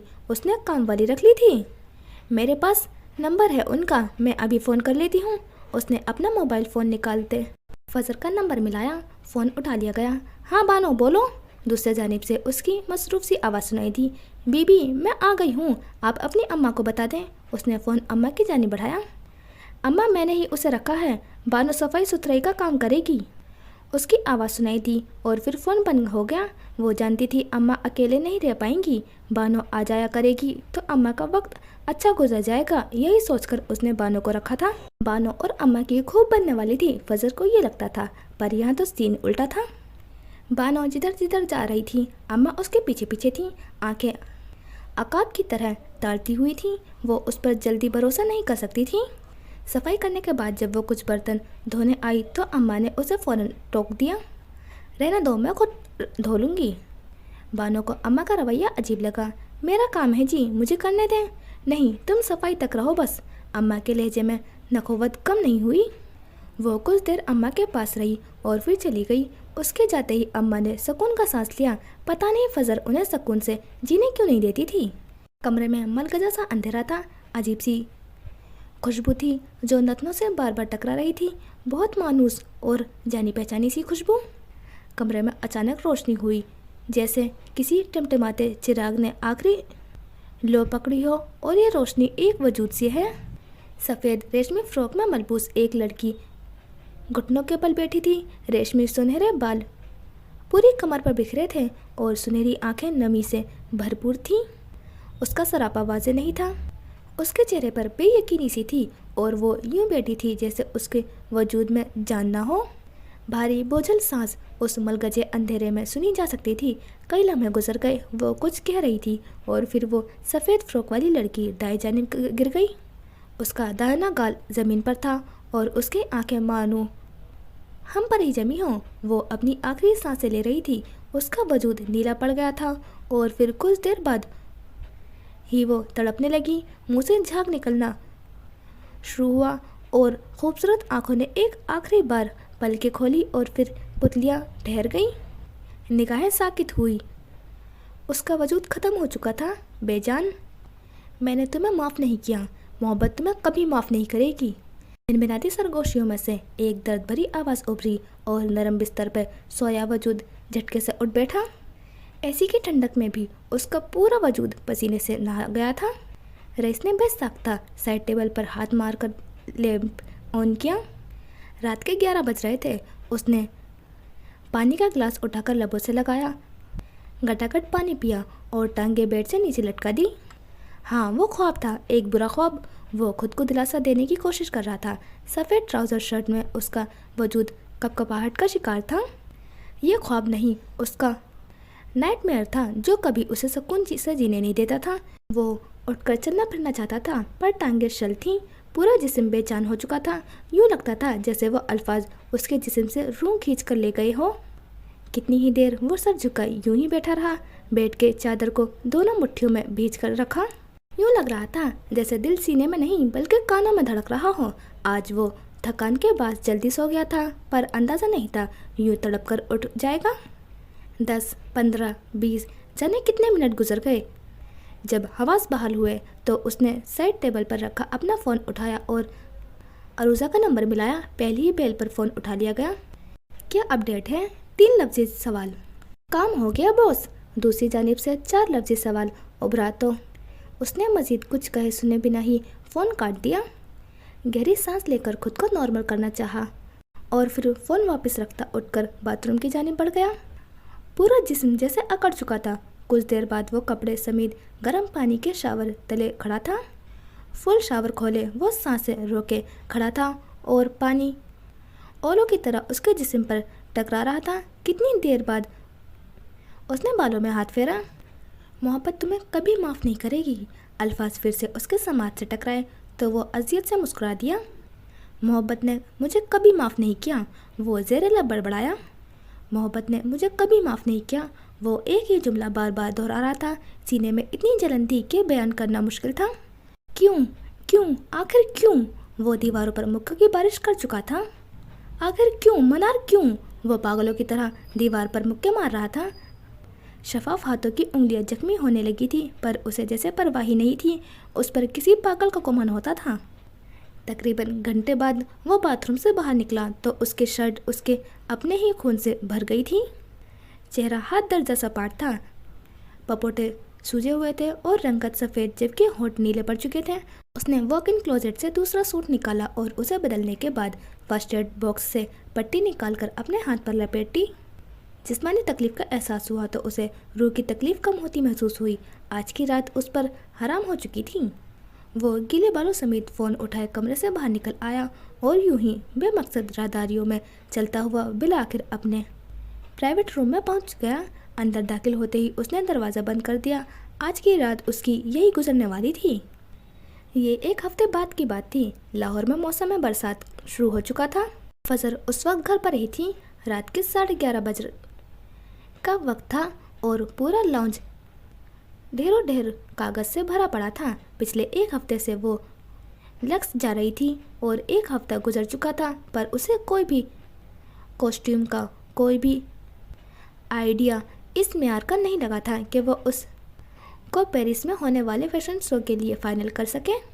वो जो भी सोचती और गूगल करती तो उस पर पहले ही काम हो चुका था। इस वक्त भी सोफ़ों के दरमियान रखे मेज पर उसका लैपटॉप रखा था। स्केचबुक के ढेरों सफ़े हवा के बास उड़ते फिरते रहे थे। बाहर ठंडी हवा चल रही थी। बारिश की इम्कान थे। वो मामूल का ट्राउज़र शर्ट पहने, बालों को फोल्ड किए, उन पर पेंसिल फंसाए नीचे कालीन पर आलती पालती मारे बैठी थी। मेज पर स्केचबुक रखी थी और वो सर झुकाए पेंसिल चला रही थी। आंखों पर चश्मा जमाए वो पूरी तरह मगन थी कि अचानक दरवाजे पर बेल हुई।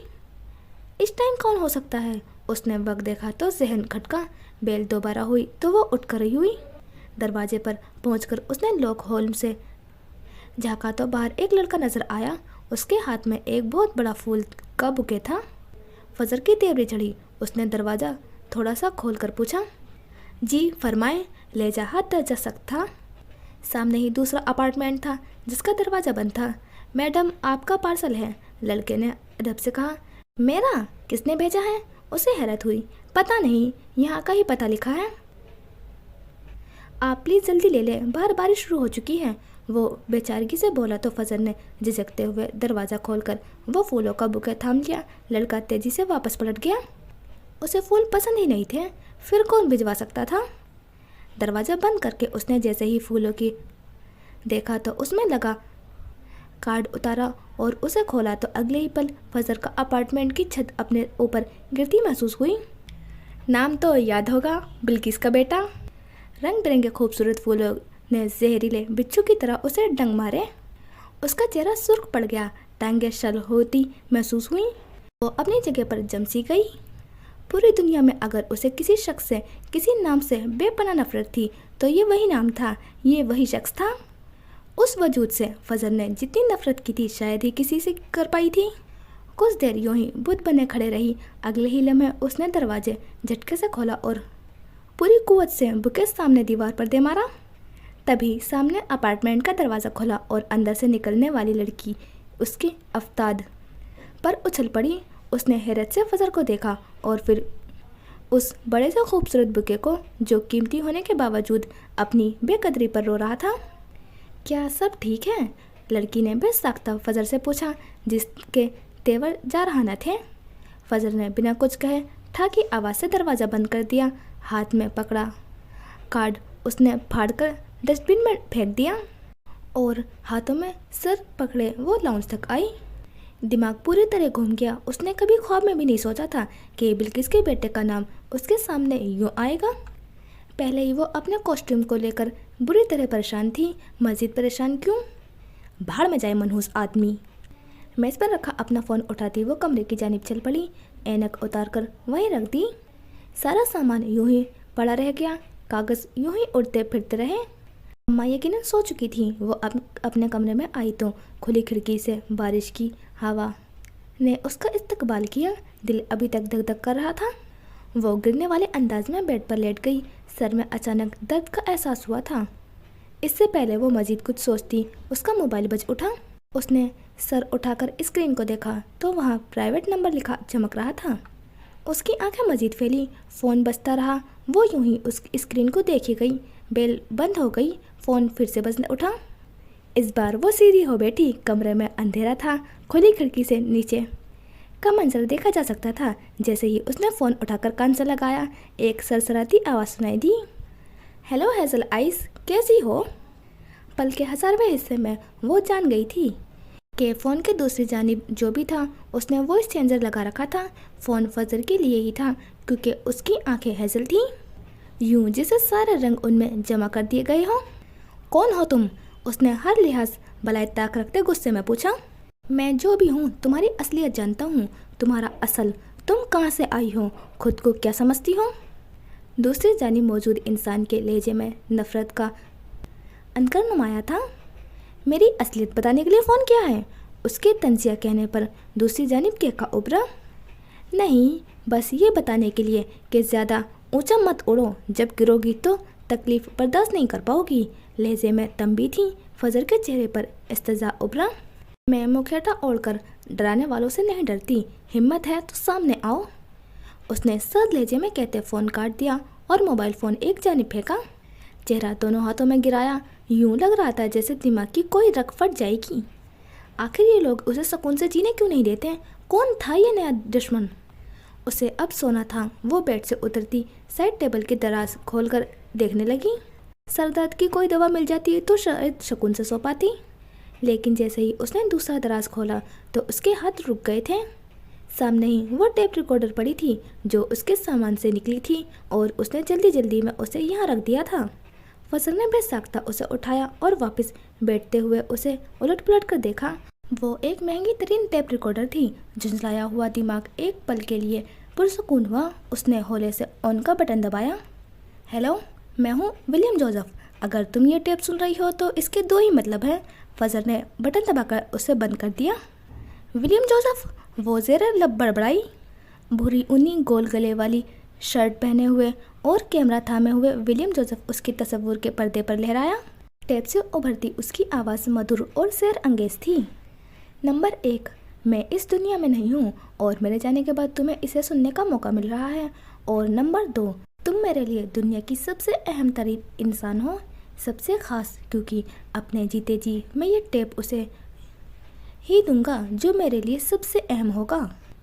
उसकी आवाज़, हाँ, उसकी आवाज़ बहुत अच्छी थी।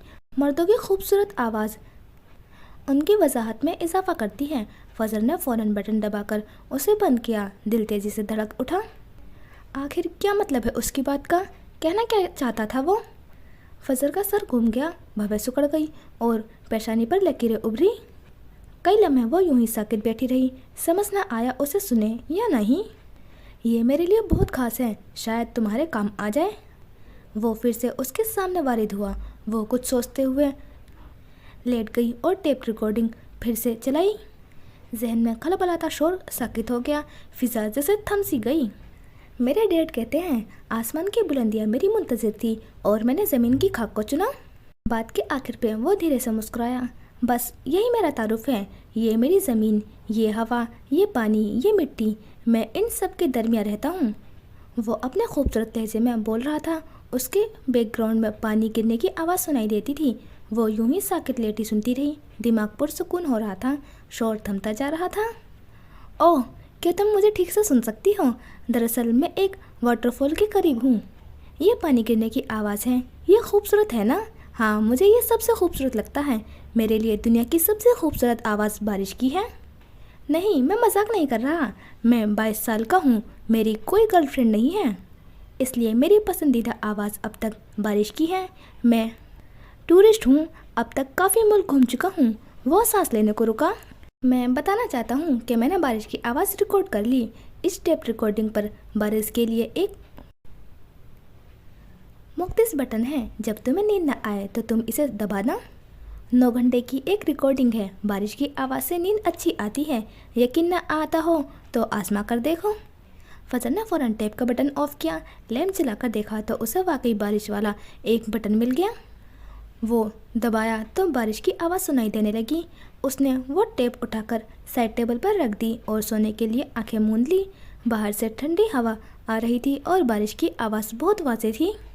वो मज़ीद कुछ ना सोच पाई और कब उसकी आंख लग गई कुछ पता ही नहीं चला।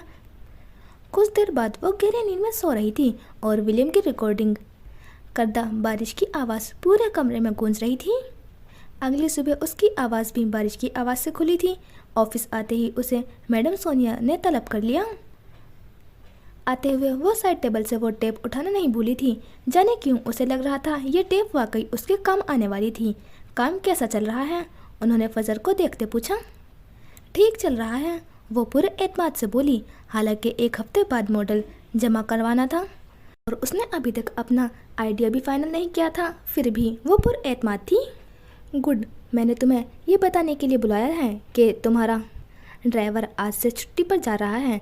सभी कॉस्ट्यूम डिज़ाइनर अपनी कन्वेंस पर ऑफिस आते हैं। जिनके पास नहीं है उन्हें कंपनी की तरफ से मिल चुकी है। अब तुम बताओ, बिना ड्राइवर के कैसे सफ़र करोगी? मैं अभी गाड़ी अफोर्ड नहीं कर सकती, उसने संजीदा लहजे में जवाब दिया। फिर ड्राइविंग सीख लो, गाड़ी तुम्हें कंपनी की तरफ से मिल जाएगी। कॉस्ट्यूम डिज़ाइनिंग टीम को कंपनी गाड़ी देती है। मुझे ड्राइविंग आती है। फजर की अगली बात ने उन्हें हैरान किया। खुशगवार सी हैरानी। वाकई? हाँ, मैंने 1 साल पहले सीखी थी। वो काफ़ी संजीदा थी। 1 साल पहले उसने ड्राइविंग सीखी थी। कुछ अरसल ने सिखाई थी, कुछ उसने खुद क्लासेस ली थी। ड्राइविंग लाइसेंस है मेरे पास, उसे याद आया। फिर तो परेशानी वाली कोई बात ही नहीं। तुम थोड़ी प्रैक्टिस कर लो, जल्द ही तुम्हें गाड़ी की चाबी मिल जाएगी। मैडम सोनिया सुल्तान की एक बड़ी मुश्किल दूर हो गई थी। वो जाने के लिए वापस पलटी तो उसके अकब में से उनकी आवाज़ सुनाई दी। पासपोर्ट है तुम्हारा? जी है। जैसे उसने सारी तैयारी कर रखी थी। सोनिया सुल्तान ने 27 से उसे देखा। पेरिस फैशन शो के लिए कंपनी को चाहिए होगा ताकि तुम्हारा वीज़ा प्रोसेस हो सके। ठीक है, मैं आज जमा करवा दूंगी, वो संजीदगी से कहती वापस चली गई। उस रात घर वापस आने के बाद वो काफ़ी फ्रस्ट्रेट थी। अभी तक उसका आइडिया फाइनल नहीं हुआ था। मैं जानती हूँ मुझे रास्ते निकालने आते हैं, मैं कर लूँगी। कमरे में चक्कर लगाती खुद को रिलैक्स कर रही थी और फिर उसने वो टेप रिकॉर्डर दोबारा ऑन की। यू नो व्हाट, आज मैंने एक मकड़ी को जाला बुनते देखा। मैंने उसकी रिकॉर्डिंग भी की है, तुम्हें मेरे कैमरे में मिल जाएगी। लेकिन मैं बताना चाहता हूँ कि वो एक सहरे अंगेज मंजर था। मकड़ी ने पूरा जाला बुना और फिर बैठकर शिकार का इंतज़ार किया। हाँ, मैंने उसे शिकार करते देखा। ये काफ़ी हैरान कौन था? ये सुनते ही फजर के जहन में कुछ क्लिक हुआ। वो एक झटके से उठ खड़ी हुई। उसे अपने कॉस्ट्यूम का आइडिया मिल गया था। उसकी खुशी की कोई इंतहा नहीं थी। उसने बेसाख्ता चेहरा दोनों हाथों में गिराया और फिर उस टेप को देखा। विलियम ने ठीक कहा था कि टेप वाकई उसके काम आने वाली थी और फिर वो पूरी तवज्जो से अपने कॉस्ट्यूम की डिज़ाइन की जानिब मुतवज्जा हो गई। अगले कई दिन बेपनाह मसरूफ़ गुजरे। 5 दिन बाद उसे गाड़ी की चाबी मिल गई। अब वो खुद ड्राइव करके आ जा सकती थी। वो खुद ड्राइव कर रही थी। वक्त तेज़ी से गुजर रहा था और फजर नाक तक काम में डूबी थी। उसने उस दिन अपने कॉस्ट्यूम का मॉडल सोनिया सुल्तान के सामने रखा तो उसने देखते ही फजर को सराहा। अगर तुम इसे हकीकत में बना लो तो तुम्हें ऊंची उड़ान उड़ने से कोई नहीं रोक सकता। वो इस बात में सर हिलाती उनके ऑफिस से बाहर निकल आई। उसका ज़्यादा वक्त अपने ऑफिस में ही गुजरता था। वो इस वक्त भी अपने ऑफिस की जानिब बढ़ रही थी जब फ़ोन फिर से बजने लगा। प्राइवेट नंबर फिर से लिखा चमकने लगा। उसने फ़ोन नहीं उठाया और जब तक उसने नहीं उठाया फ़ोन बजता ही रहा। करने वाला ही ढीठ था, बिलाखिर उसने उठा ही लिया। मैंने सोचा याद दिला दूं कि ज़्यादा ऊंचा मत उड़ना। वही सर्द सी आवाज़ उभरी। कौन हो तुम? मसला क्या है तुम्हारा? उसने दबे दबे लहजे में पूछा। यहाँ वो चीख चिल्ला नहीं सकती थी। मेरा मसला तुम हो फजर महाराज। बहुत गरूर है तुम में। मैं तुम्हें खाक होते देखना चाहता हूँ, दूसरी जानिब से बिना किसी लगी लिपटी से कहा गया। वो बेसाख्ता हंस दी। अफसोस कि तुम ये हसरत लेकर मर जाओगे। मरोगी तुम, याद रखना। फ़ोन बंद हो गया और वो साकित सी खड़ी रह गई। गहरा सांस लेकर खुद को नॉर्मल करना चाहा। उसकी हेजल आंखों में थकान ही थकान थी। पिछला पूरा हफ्ता मुसलसल काम करने की वजह से थकावट हो चुकी थी और ऊपर से ये फ़ोन कॉल्स उसे अलग परेशान कर रही थी। सब ठीक है? उसे बुत बने खड़े देखकर पास से गुजरते शेराम ने रुककर पूछा। हाँ हाँ हाँ, सब ठीक है। ज़बरदस्ती मुस्कुराई और फिर अपने ऑफिस की जानी बढ़ी। फजर। इस बार वो रुक गई। पलट कर देखा तो नफीसा शेहराम उसे ही देख रहा था। उसके चेहरे पर नरमी थी। मुझे उम्मीद है तुम कर लोगी, वो पूरे यकीन से बोला तो वो थकानज़दा आंखों से मुस्कुरा दी। फिर बिना कुछ कहे अपने ऑफिस की जानी बढ़ गई। 15 दिन बाद, वक्त शब 10 बजे, लाहौर। वो पूरी तवज्जो से पुतले पर टंगे गाउन पर झुकी हुई थी। जब दरवाजे पर दस्तक हुई, उसने सर उठाकर देखा तो मैडम सोनिया दरवाजे पर खड़ी थी। क्या बात है, आज घर नहीं जाना? उन्होंने पूछा तो फजर ने सर उठाकर घड़ी को देखा। 10 बज गए। उसे हैरत हुई। आजकल वो अपने कॉस्ट्यूम पर काम कर रही थी। ये स्टूडियो रूम था। दिन में इसके साथ जूनियर आर्टिस्ट थे। उनके जाने के बाद वो खुद वहीं लगी रही थी। काम ज़्यादा था और वक्त कम, इसलिए वो दिन रात मेहनत कर रही थी। पिछले 15 दिन किसी अजाब से कम नहीं थे। 15 दिनों में 5 बार उस प्राइवेट नंबर से फ़ोन आया था। वो अगर मोबाइल से कॉल नहीं उठाती तो घर के लैंडलाइन नंबर पे आने लग जाता, जो उसने अम्मा के लिए लगवाया था ताकि अपनी खबर देती रहे। जाने कौन था जो उसकी जान का दुश्मन बन चुका था। जाने कौन था जिसे उससे इतनी नफरत थी। जाने कौन था जो तकलीफ में देखकर खुश था, पर फजर ने उसे अभी तक संजीदा नहीं लिया था। वो पूरी तवज्जो से अपने कॉस्ट्यूम पर लगी हुई थी। बाहर हल्की हल्की बारिश है। मेरे ख्याल से अब तुम्हें घर के लिए निकल जाना चाहिए। मैडम सोनिया ने उसे इत्तला दी तो वो काम वहीं छोड़कर बैग उठाए बाहर निकल आई। स्टूडियो का दरवाज़ा बंद कर दिया। फ़ोन उठाकर देखा तो बैटरी काफ़ी कम थी। अम्मा को उसने बताया था कि वो लेट आएगी, पर इतना लेट हो जाएगी ये अंदाज़ा नहीं था। लड़कियों के लिए मैं लेट स्टे अलाउड नहीं करती, आइंदा ख्याल रखना। वो दोनों लिफ्ट के जानिब रवा थे। फजर ने सिर्फ इस बात में सर हिलाया। मैडम सोनिया हमेशा की तरह बेगी पैंट पर टॉप पहने हुए थी, जबकि फजर ने हल्के जामुनी रंग का जॉर्जेट का ट्राउज़र और घुटनों तक आता हमरंग खुला कुर्ता पहन रखा था। पैरों में हमेशा की तरह लोफर्स थे। बाल फोल्ड थे और चश्मा उसने बालों पर जमा लिया था। सफ़ेद रंग का बैग कंधे पर था।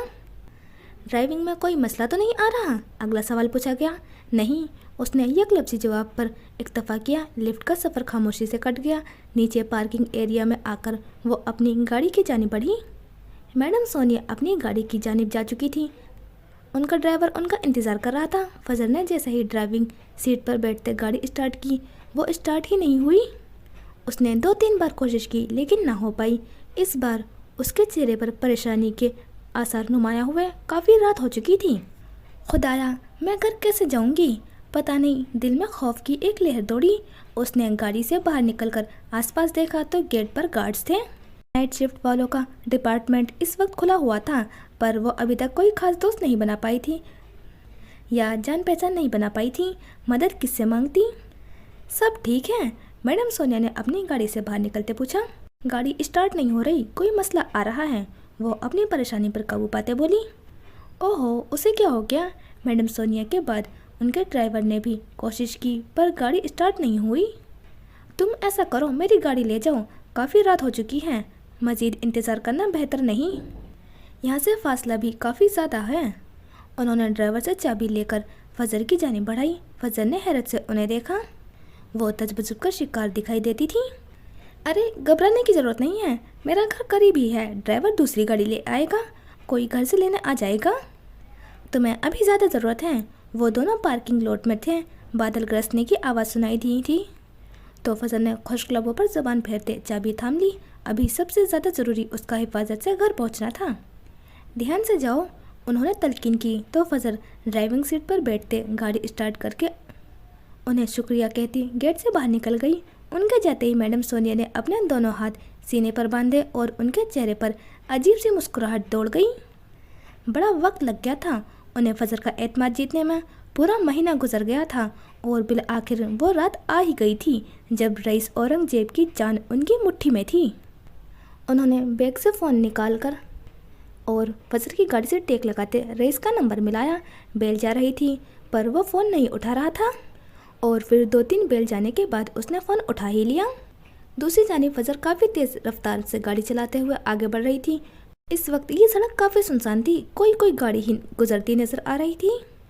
अचानक साथ वाली सीट पर रखा फ़ोन बज उठा। उसने देखा तो वही प्राइवेट नंबर था। उसे ऑफिस से निकलते 25-30 मिनट गुजर गए थे। फ़ोन फिर से बजने लगा तो उसने उठा लिया, कहीं लैंडलाइन पर कॉल न चली जाए। ज़िंदगी का आखिरी सफ़र मुबारक हो फजर मराज। वही सरसराती आवाज़ उभरी तो फजर का दिमाग भग से उड़ा। एक तो मौसम ख़राब था, ऊपर से वक्त काफ़ी हो गया था और वो अकेली इस वक्त ड्राइविंग कर रही थी। ऊपर से ऐसी बात सुनने को मिले तो अच्छा खासा बंदा घबरा जाता है। क्या बकवास कर रहे हो? उसने लहजे की लर्जिश पर हाथ दर्जा काबू पाते कहा। तुम्हें लगता है मैं तुम्हें लतीफ़े सुनाने के लिए फ़ोन करता हूँ? दूसरी जानिब से खफकी भरी आवाज़ उभरी। छुपकर वार करने वाले खुद किसी लतीफ़े से कम नहीं होते। उसने नज़रें सामने सड़क पर जमाई और कहा। फ़ोन स्पीकर पर था। दूसरी जानिब से कहका उभरा, कोई आखिरी ख्वाहिश है तो बताओ, शायद मैं पूरी कर दूं। क्या फराख दिली थी? भाड़ में जाओ। इससे पहले कि वो फ़ोन बंद करती, दूसरी जानिब से उभरने वाली आवाज़ उसे हिलाकर रख गई।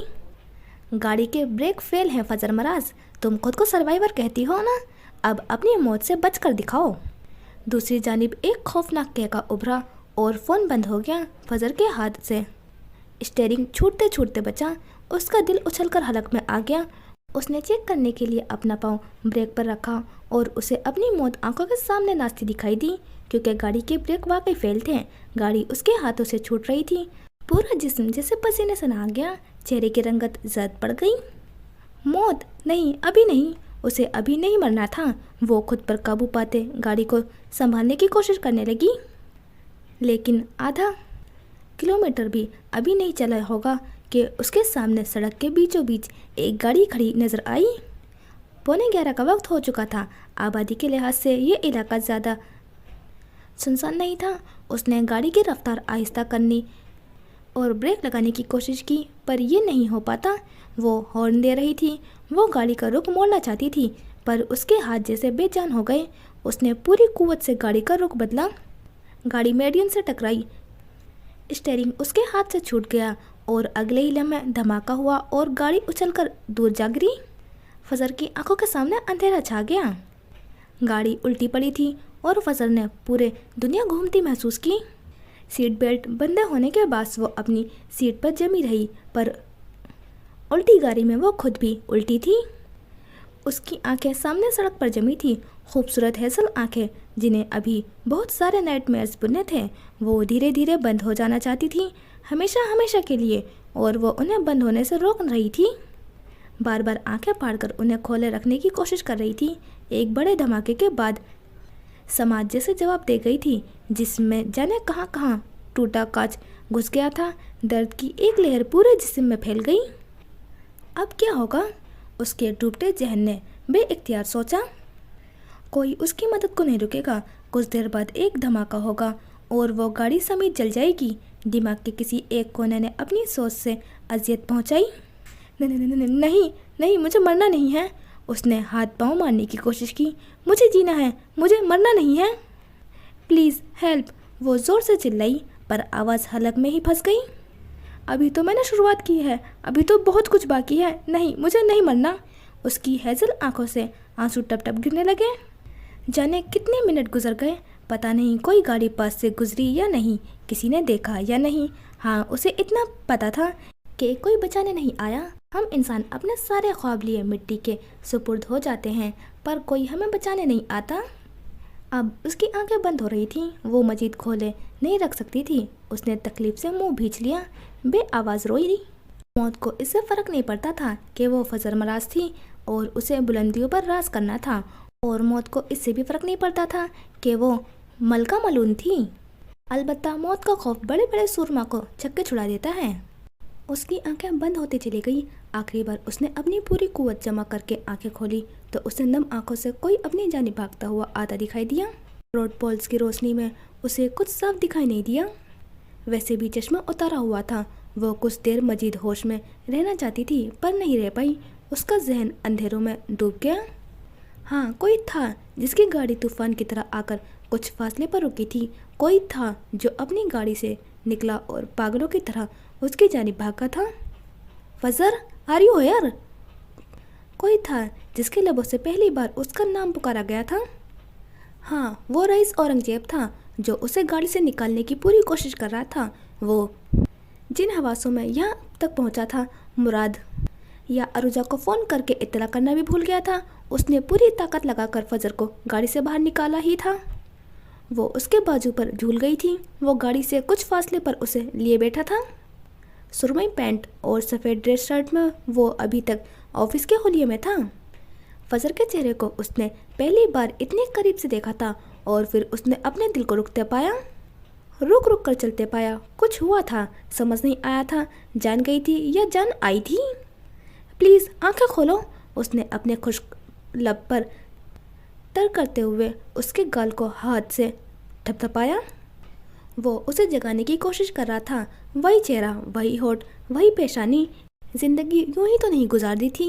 यूं लगा जैसे वक्त थम गया हो, यूं लगा जैसे सारी कायनात रुक सी गई हो। हवाएं साकित हो गई। बारिश की बूंदों ने अपनी आमद रोक दी।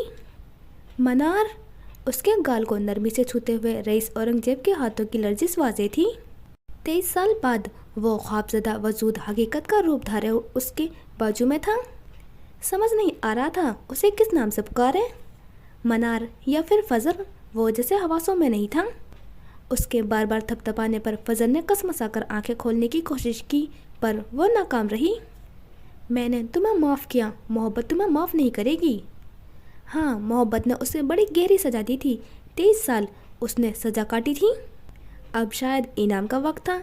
तभी तो अल्लाह ने उसे फिर से रईस की ज़िंदगी में भेज दिया था।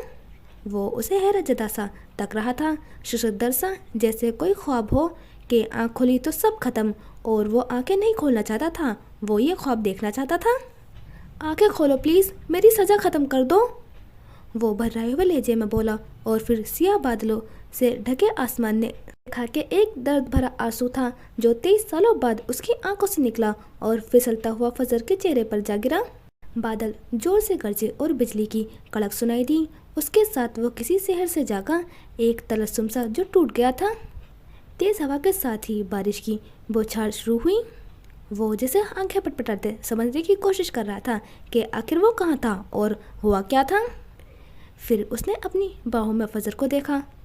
ओ माय गॉड, वो उसे उठाए झटके से उठ खड़ा हुआ। फजर को चोटें कम आई थी, अलबत्ता वो सदमे से बेहोश हो गई थी।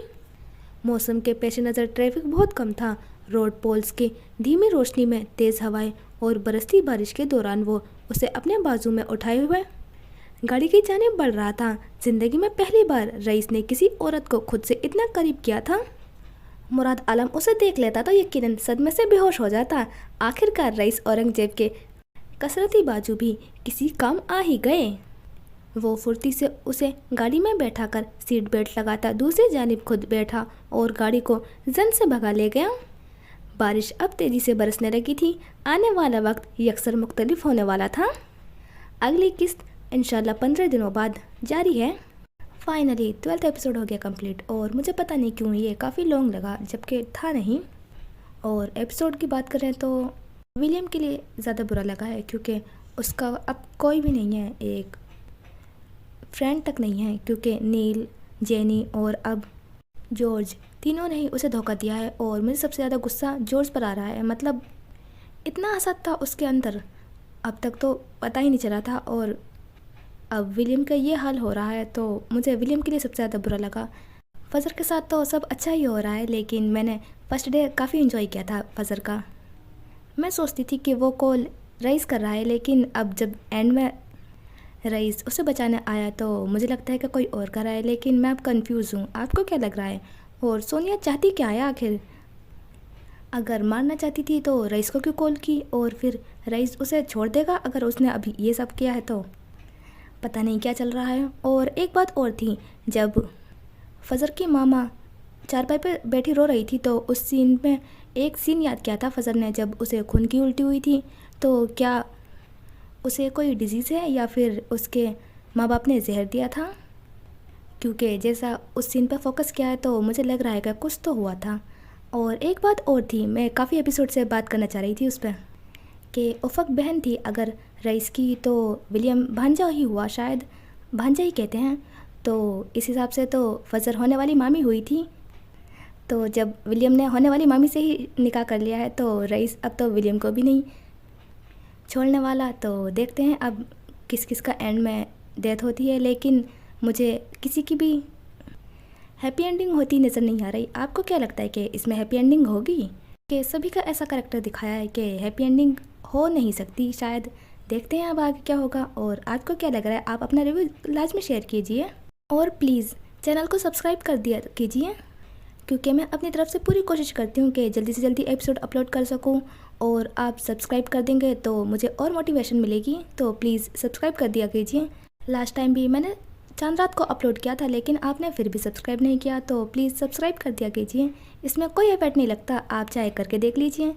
तो मिलते हैं इंशाल्लाह नेक्स्ट एपिसोड में। खुदा हाफिज़, अपना ख्याल रखना, दुआ में याद रखना।